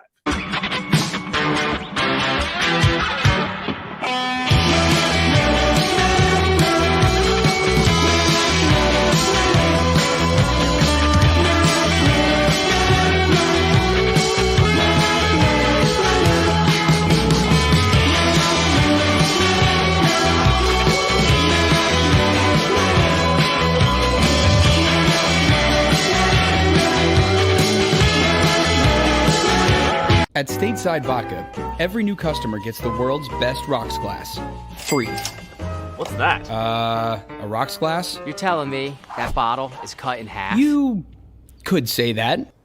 Holy shit. And you're telling me I can get one of these glasses for free? That's right. 1 free rocks glass per customer with each first-time purchase of Stateside Vodka. So good, it just disappears.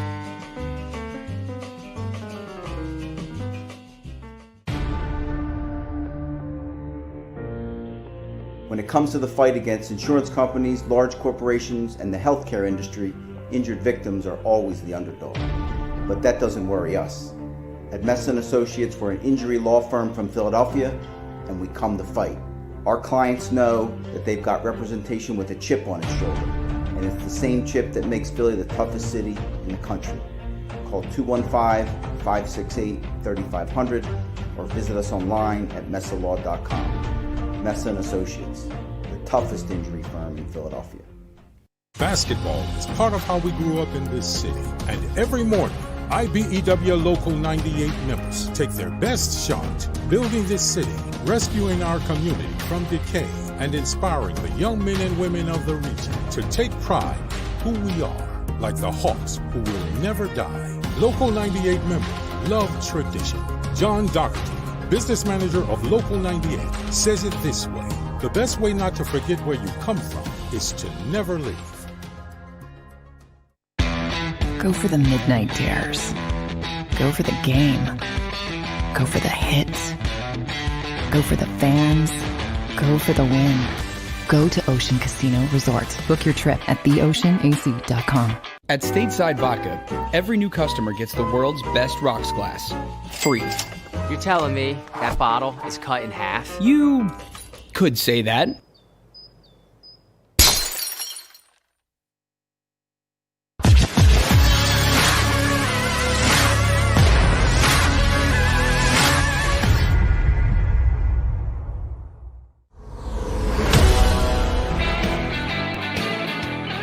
All right, it is Jeff Kerr and Jody McDonald, your Birds 365 day guys on a victorious Monday show, which we've only had 3 others so far this year. Nice to add a 4th. And as I said at the top of the show, and Jeff concurred with me, get it? Concurred with me. The most impressive victory by the Eagles this year, not knocking the win over the Falcons week 1, not minimizing their win over the Panthers, who are still very much in the playoff mix with their big win yesterday to get to 5-5, and Cam Newton's illustrious return. That's one of the things I want to bring up with our next guest. Trey Wingo hasn't hopped on yet. We're hoping he does so in the upcoming minutes. But that was a good, solid win. Yeah, they beat the Lions, but everybody except the Steelers beat the Lions, so I'm trying to keep that in its proper perspective. To go out to Denver, beat the Broncos after the Broncos did what they did to the Cowboys last week was pretty damn impressive for the Philadelphia Eagles. So not only was it a win, it was an impressive win, and I want to get the take on where the birds sit from our next guest. He told me he's going to be out and about walking. He's trying to get some exercise in and hopping on with Birds 365 at the same time. You can see he's doing just that. Trey Wingo joins us here on Birds 365. You getting your steps in, huh, Mr. Wingo? Working on it, Jody. Working on it. How are we? We're doing well, as are the Eagles. Don't know how much of yesterday's game that you saw. I just called it the most impressive win by Philadelphia this year. I think that's easy enough to say. How impressed were you? You know, it's interesting. Obviously, there were 1 or 2 plays that tipped that game, and Darius Slay's fumble really was the difference in the game. Listen, it was a good win. I mean, Denver couldn't have been higher than where they were at the time, coming off a beatdown in Dallas, almost shut those guys out at home or at the Cowboys' home rather. So it was by far the best win of the season. But you know, it's such a weird season, Jody. 1 week somebody looks great, the next week they look terrible. This is a season that is very different than in years past, where we've had a couple of like super teams that have been good, you know, basically throughout the season. You don't really have that right now with anybody in the NFL. It's a week-to-week league. Right. You kind of brought my next point here. You say it's a week-to-week league. We're not sure what teams are which right now. But they've kind of been on par. Like, even though they were 4-6 after 10 games schedule, based on the way everything was going, they are what they are right now, right? I couldn't quite hear what you said there. Could you repeat that? Oh, so basically the Eagles are 4-6 after 10 games. Yeah. If you went down their schedule at the beginning of the year, you could probably predict that just based on week to week. They're like the one team that it just seems like they're consistently right now. They are where they are. Yeah, listen, Bill Parcells infamously said, you are what your record says you are. And I think that's still the most true thing in all of football, and especially in this season. You know, your record indicates where you are as a team. And, you know, we've had, you know, like, for example, the Bucs yesterday go to Washington. The Washington football team had given up the most passing yards per game, and they'd given up the second most passing touchdowns, and Tom Brady and the offense could get almost nothing done. And that's, you know, after they lost Chase Young in the first half. I mean, the NFL has found a way this season, more than most in recent memory, to sell on any given Sunday, anything can happen. And I think that's just the best way to describe most of what we've seen so far in 2021. Would tend to agree. Want your take on this, Trey, because I talked about it last night on my CBS Sports radio show. Someone called and said they love what they have in the NFL right now because there is no big dog. There is no monster to chase. There's parity. They use the word parity in the National Football League. Some people think that's a 4-letter word and think it's got off when you never want to hear it. And others think, no, that means balance. That's a good thing. What is your take on where the league is at right now? Is it good not to have a big dog in the mix? Well, I think it is right now. Look, and for most of the time that you and I have been covering the league, there have always been 1 or 2 teams, right? The Colts with Peyton Manning were going to be good every year. The Patriots with Tom Brady were going to be good every year. The Packers with Aaron Rodgers, good every year. The Steelers with Big Ben, good every year. But those are the outliers, like, and I think we tend to focus on those kind of teams and not understand that that's, like 3% of the league or 10% of the league. And the rest of the league basically does struggle and go week to week. And what the NFL is doing right now better than anybody is it's selling hope. Hey, one day you can be the Cleveland Browns and look great. Then you can go to New Orleans and get your ass kicked. I mean, New England, absolutely get stomped. I mean, this is the most unpredictable season I can remember. And I think it's great for the NFL. I think we've had the most games already through whatever week it is, week 10, that have been decided in the final minutes of a regulation or overtime. I mean, every week you are glued to your seat. You have no idea what's going to happen. And the NFL is loving that. Trey, I got to ask you about Jalen Hurts from a national perspective. People I talk to say, hey, he's getting better. They're not going to sell him as a franchise quarterback or anything, but he's getting better. What have you been hearing about? Listen, He's fairly consistent. That's the best way to describe it. He's fairly consistent. And he still is up. I still think he's a project.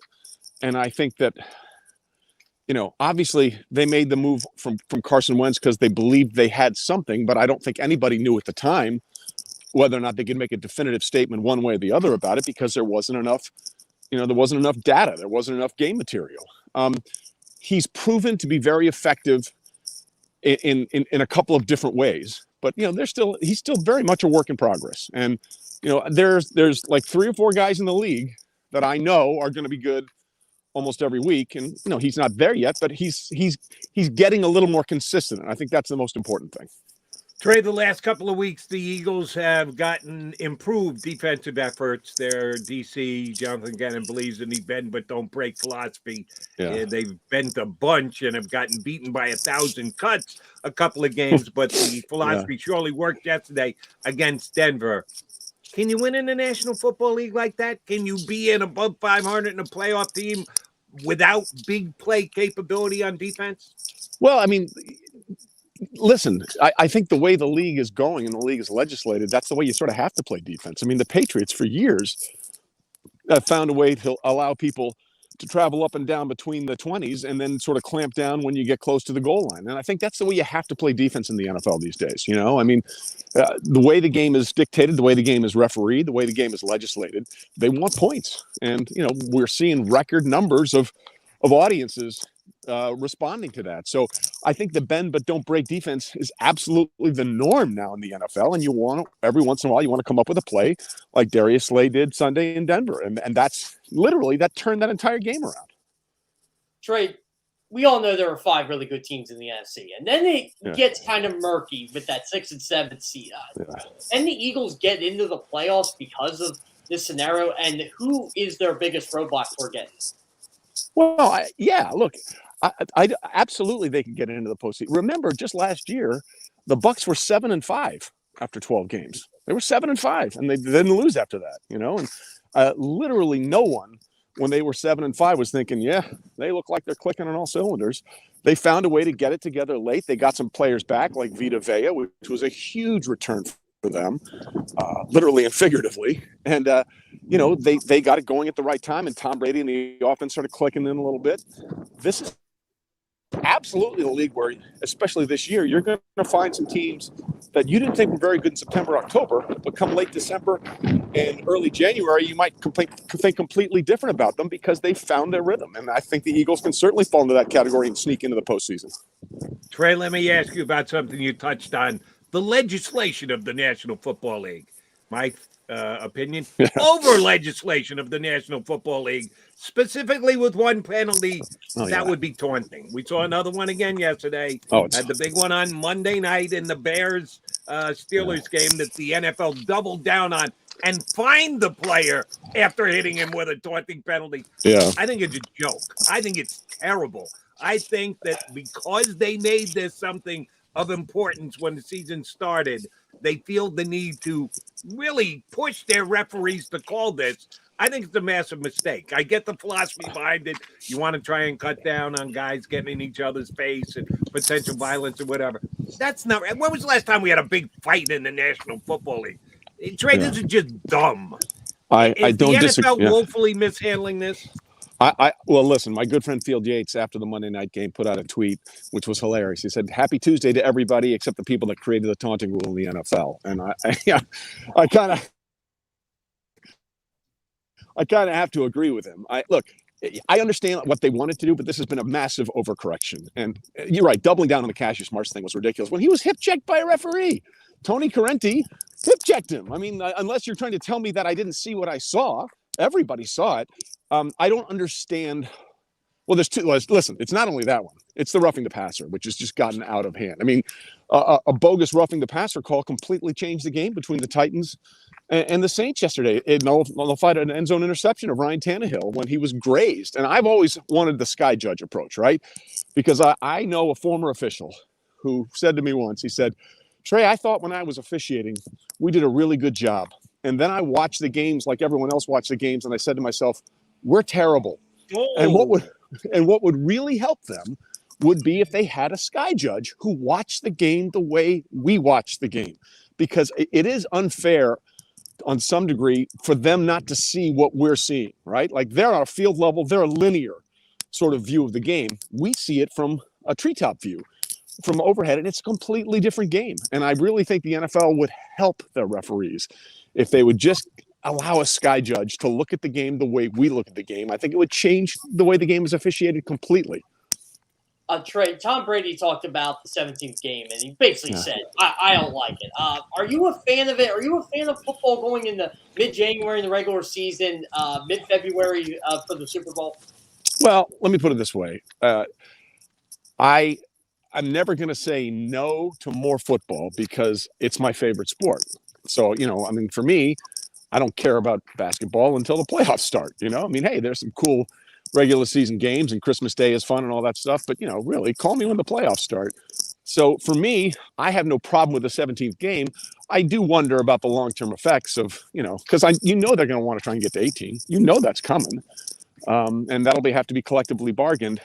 Listen, I think the players begrudgingly signed up for it because there was more money involved. And, I don't think it makes the football any better. I just think it makes the football longer, And I'm here for the party going a little longer, but we're all going to figure out at what expense when it's all said and done. All right, that sets up my next question perfectly. 18-game schedule in the National Football League. 2 years from now, 3 years from now, or longer than that?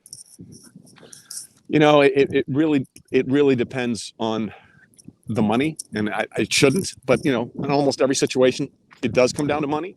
Oh yeah. And if the players feel like they can get enough to offset it, but I mean, you look at the injuries that are just piling up on a 16-game season, let alone a 17-game season.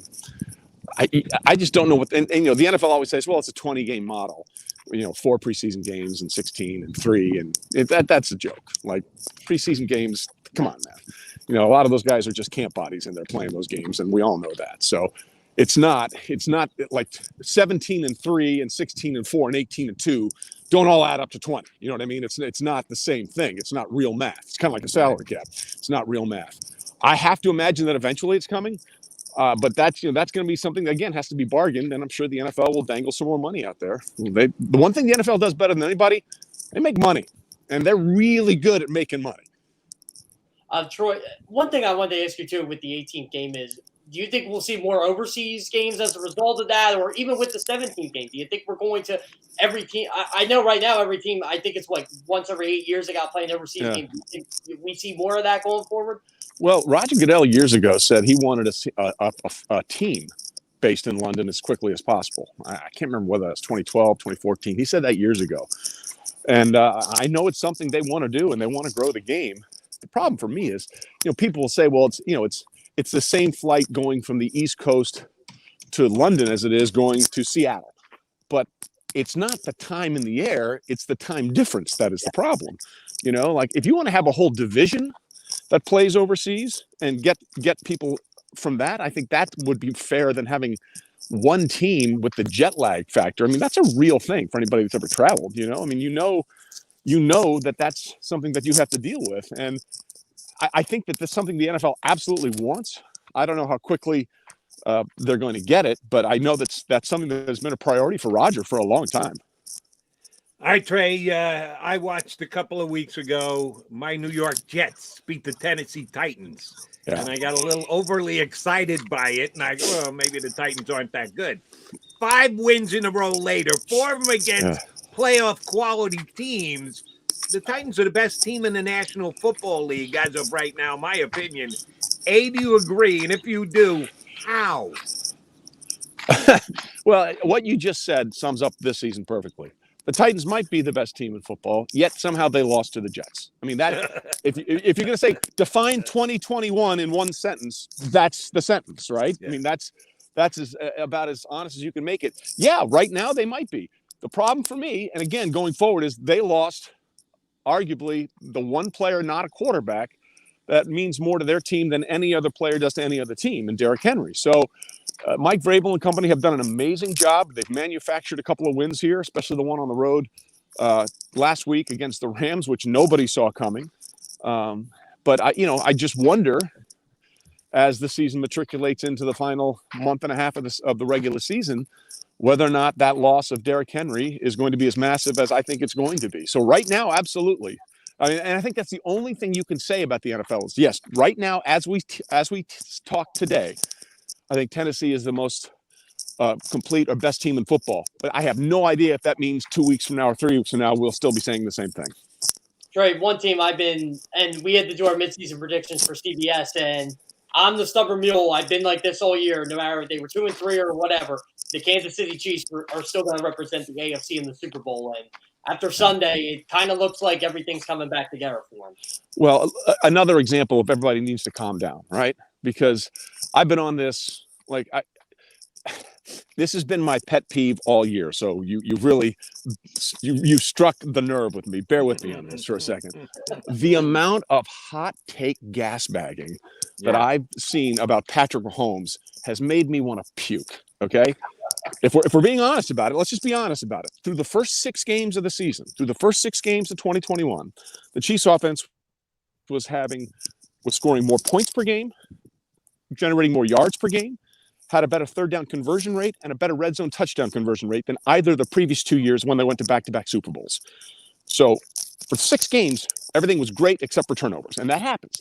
People forget, in 2010, Peyton's last year as an active member of the Colts, over a 3-game span, all 3 losses. You know how many interceptions he threw in 3 straight losses in 2010? Want to take a guess? Ooh. 6 or 7? 11. Oh. Yeah. He threw 11. 4, 3, and 4. Lost to the Cowboys, lost to the Patriots, and I can't remember who the other one was. He threw 11. It got so bad that then the radio play-by-play guy, Bob Lamey, actually said this on air. He said, "We need to get Curtis Painter in there." Oh. And I was like, "Okay, you need to stop." Okay, and no one was saying the Colts offense is broken. Peyton doesn't know what he's doing. Fundamentally, they have no clue. Football is hard. The other team gets paid, and sometimes the bleep goes sideways. That's just what happens, and that's what happened over a 3-game stretch for the Kansas City Chiefs. And what happens last night? Patrick Mahomes figured it out. Oh, by the way, don't go broke taking profits. Travis Kelce's underneath. Fine. I'll hit him a bunch. And then, oh, by the way, that'll open up everything else, including that ridiculous third and 2 touchdown to Williams, which was just a thing of beauty. He threw for 400 yards and 5 touchdowns and no interceptions. So I think we all just need to just back off and realize that what we've seen for 3.5 seasons out of Patrick Mahomes, where he was the fastest to 15,000 yards, where he was the youngest to ever throw for 50 touchdowns, where he had the most yards and the most touchdown passes through his first 50 games. Maybe that should be weighted a little more than 3 bad games and just play the long game here. Oh, by the way, Andy Reid's got a pretty good track record too. You had the feeling he was going to get it ironed out. Are you really trying to tell me that the guy who has 100 wins for two different franchises in Andy Reid, the only coach who can make that claim, 100 wins for 2 different franchises, who is outside of Bruce Arians, the quarterback whisperer in the NFL, every quarterback he's ever had had his best seasons under Andy Reid. And you're really trying to tell me that the Chiefs' offense is broken and those two guys don't know what you're doing? Get out of here with that. Come on. Agreed. All right, Trey, I'm going to take you back to your roots a little bit. You did a phenomenal job for a decade hosting the NFL draft for ESPN. And while you might not be hosting it this year, once it's in your blood, you never get it out. I'm sure you're keeping an eye on the college players and projecting who's going to become a good NFL player.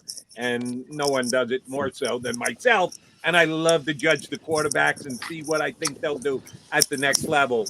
It was a question that we certainly entertained here in Philadelphia coming into the year because we didn't know what Jalen Hurts was going to be. We still don't quite know what Jalen Hurts is going to be, but he's coming off a good week, so we don't want to go too deep in depth with this. But your evaluation of the quarterback draft this year, good one, okay one, under par one.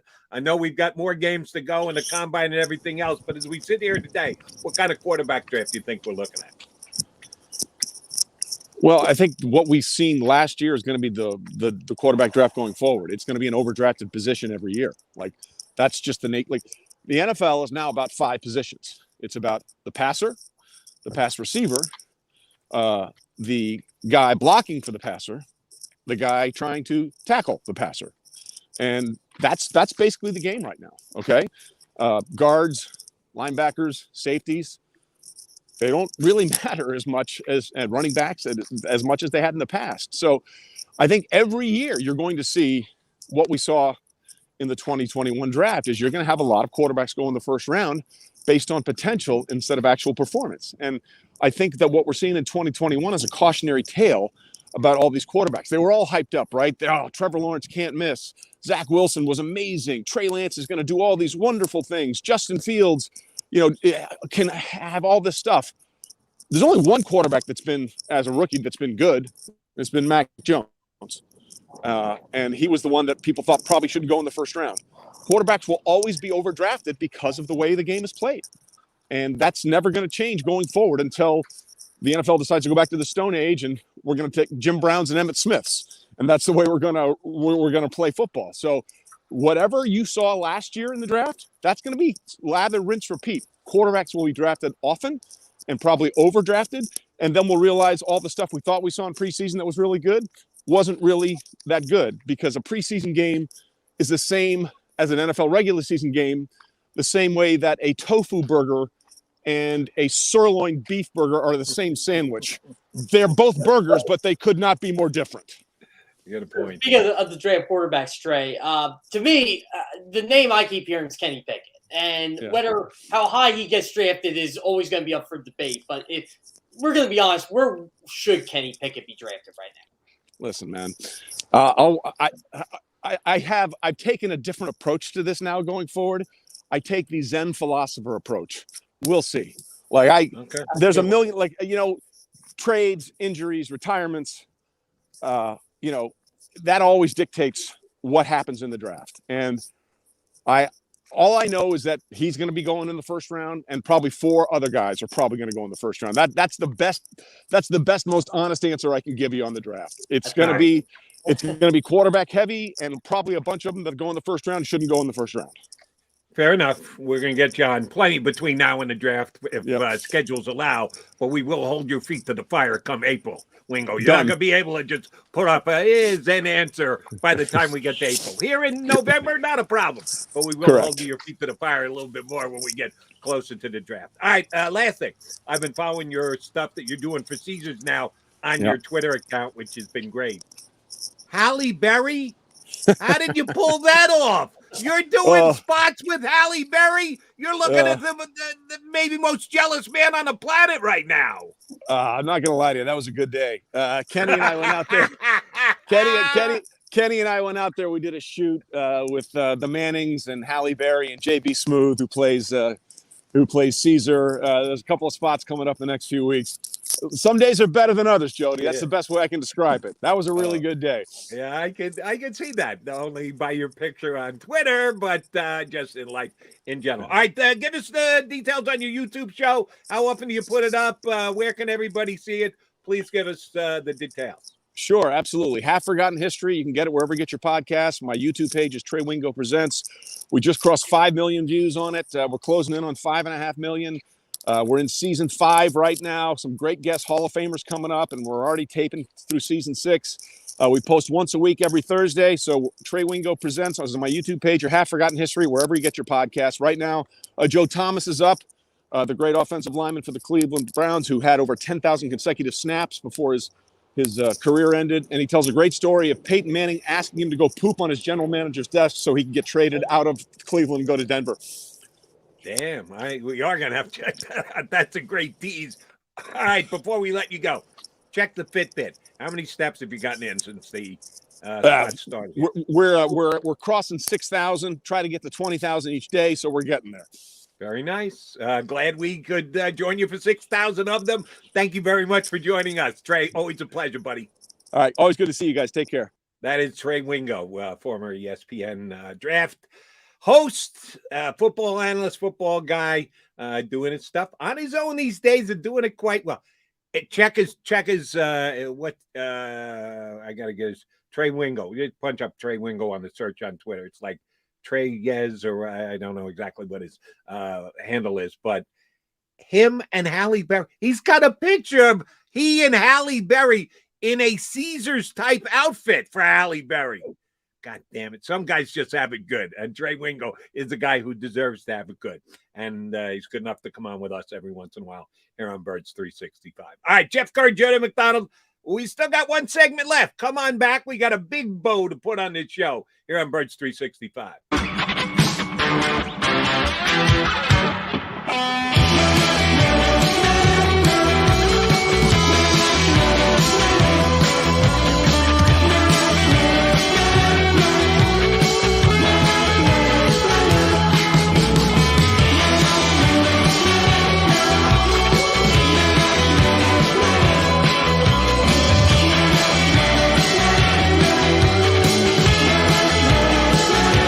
At Stateside Vodka, every new customer gets the world's best rocks glass, free.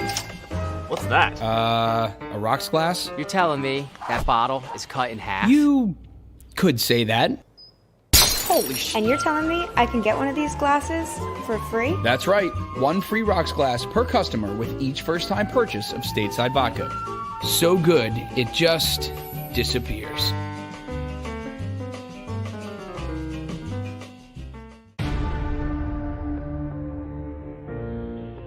When it comes to the fight against insurance companies, large corporations, and the healthcare industry, injured victims are always the underdog.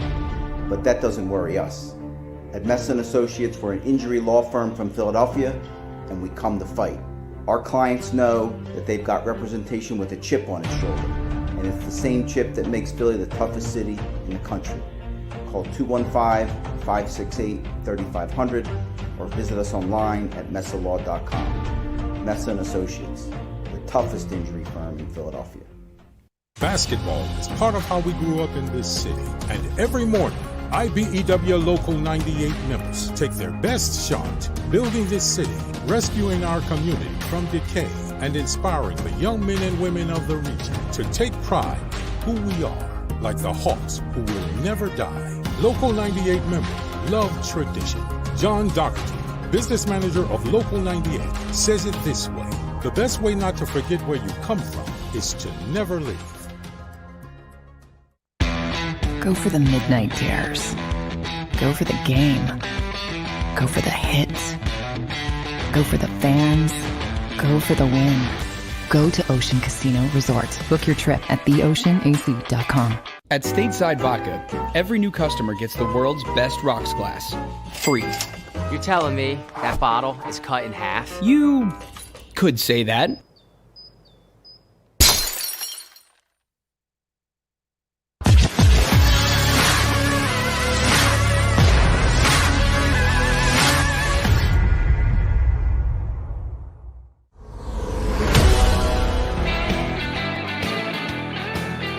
We are Birds 365, your home for Philadelphia Eagle talk, and we love doing Victorious Monday talk. After an Eagle win, we thank both of our two guests. Great job out of both Paul Domowitch and Trey Wingo.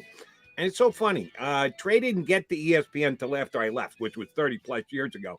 But we had so many mutual friends, people that I know that stuck around, and he and I struck up a quasi friendship, and he was always been good enough to say yes when I asked him to come on the shows, and he did today. And hey, we'll take all our guests and their Fitbit outside walking, holding their phone if they're as good at it as Trey was, because I truly do appreciate his hopping aboard and his insight.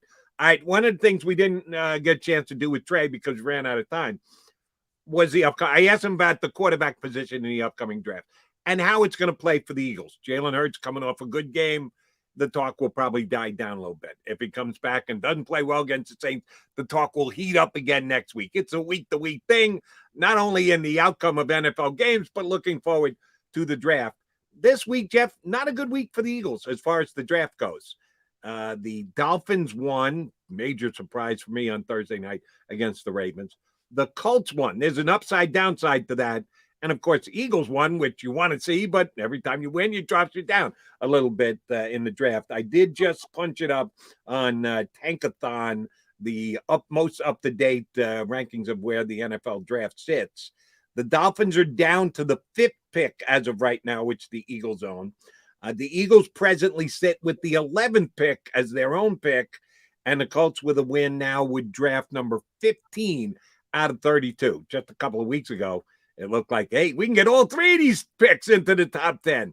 Yeah, maybe not. 2 of them now outside the top 10. I'm okay with that. Yeah, I want to see the Dolphins lose. Here was the upside to the Colts thing. At 5-5 now, I tweeted this out yesterday at the end of the game.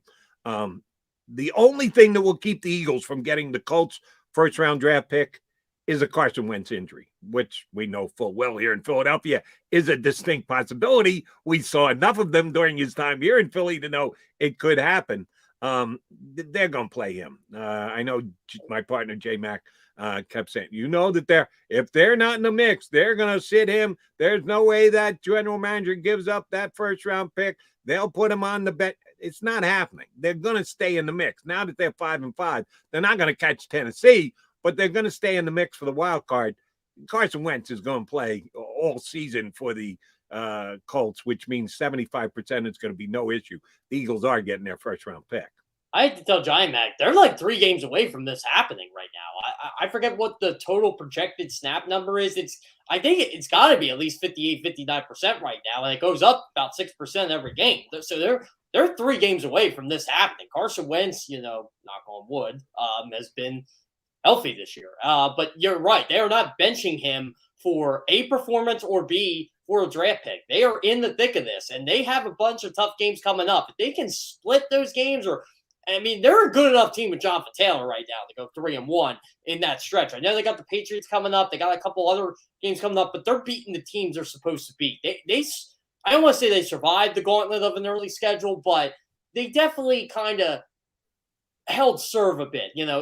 The season didn't go off the rails when they started 0-3. They kind of bounced back there. They got to play the Jets. They got to play, these AFC. I think they got the Bills coming up soon. So there's a couple big games on there for the Colts that could alter the trajectory of their season. But Carson Wentz might be at 75% by then. Yeah, one of the guys on the stream just asked the question, is 70%. But again, for those of you who don't remember, 75% of all snaps during the regular season, unless the Colts make the playoffs. If the Colts do make the playoffs, then it's only 70% of the snaps.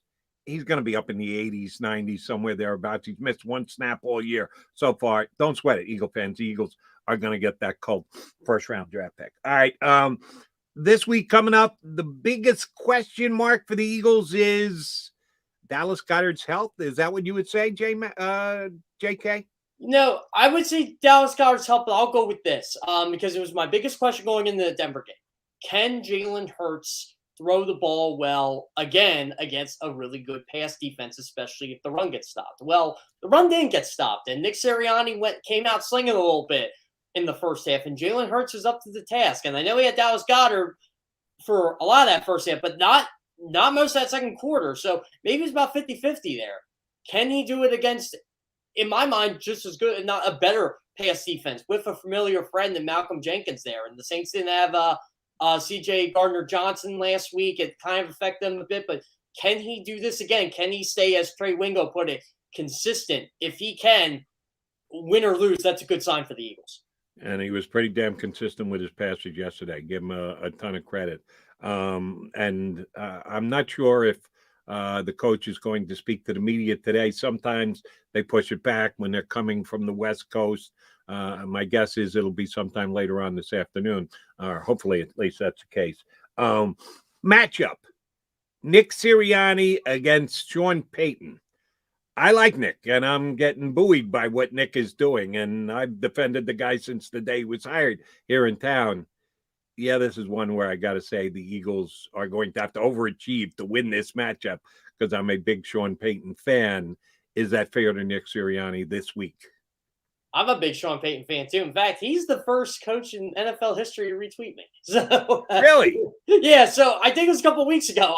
The Saints won with a third-string quarterback with with guys on the practice, but I forget how I worded it. And the next day it goes, Coach Sean Payton retweeted you. And I said, that's a hell of a win for Sean Payton. And, I guess he's tooting his own horn a little bit over what he did against Tampa Bay. And I like Sean Payton. I think he's a great interview. He answers every question you put on there. I've been on a couple of his Zoom conferences before. The guy likes to talk, and he doesn't like to hide anything. He'll tell you if, I remember Diana Rossini kind of said, Taysom Hill's they got a package of plays for Taysom Hill. I'm like, all you got to do is ask Sean Payton. They'll tell you. Like, he's a straight shooter. Comes straight from the horse's mouth. You don't need a source for him. And it's funny. Like, I always liked him. I thought it was funny how he got slimed last year at the Nickelodeon game. He seemed to embrace the whole thing. And he goes, why wasn't one of our guys MVP? And they're like, the kids voted. And he's just like, that shouldn't be right. And he's all getting on a tangent about that after his team blows out Chicago in the playoff game. I always enjoyed Sean Payton. I mean, the guy kicked an onside kick to start the second half of a Super Bowl. Him and Doug Peterson, I can see why they're friends. I give him a ton of credit for that and all of the coaching he's done in the National Football League. I'll give you my Sean Payton story real quick. We're running a little low on time here, but well worth retelling. Had him on, I don't know, 10 years ago, 12 years ago on one of my radio shows. And it's one of those things that hit home so much that you keep retelling it.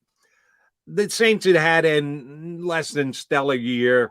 They weren't expected to be great, but they had injuries at the beginning of the season. They weren't going to make the playoffs, but they won their last 2 or 3 games and looked better doing so.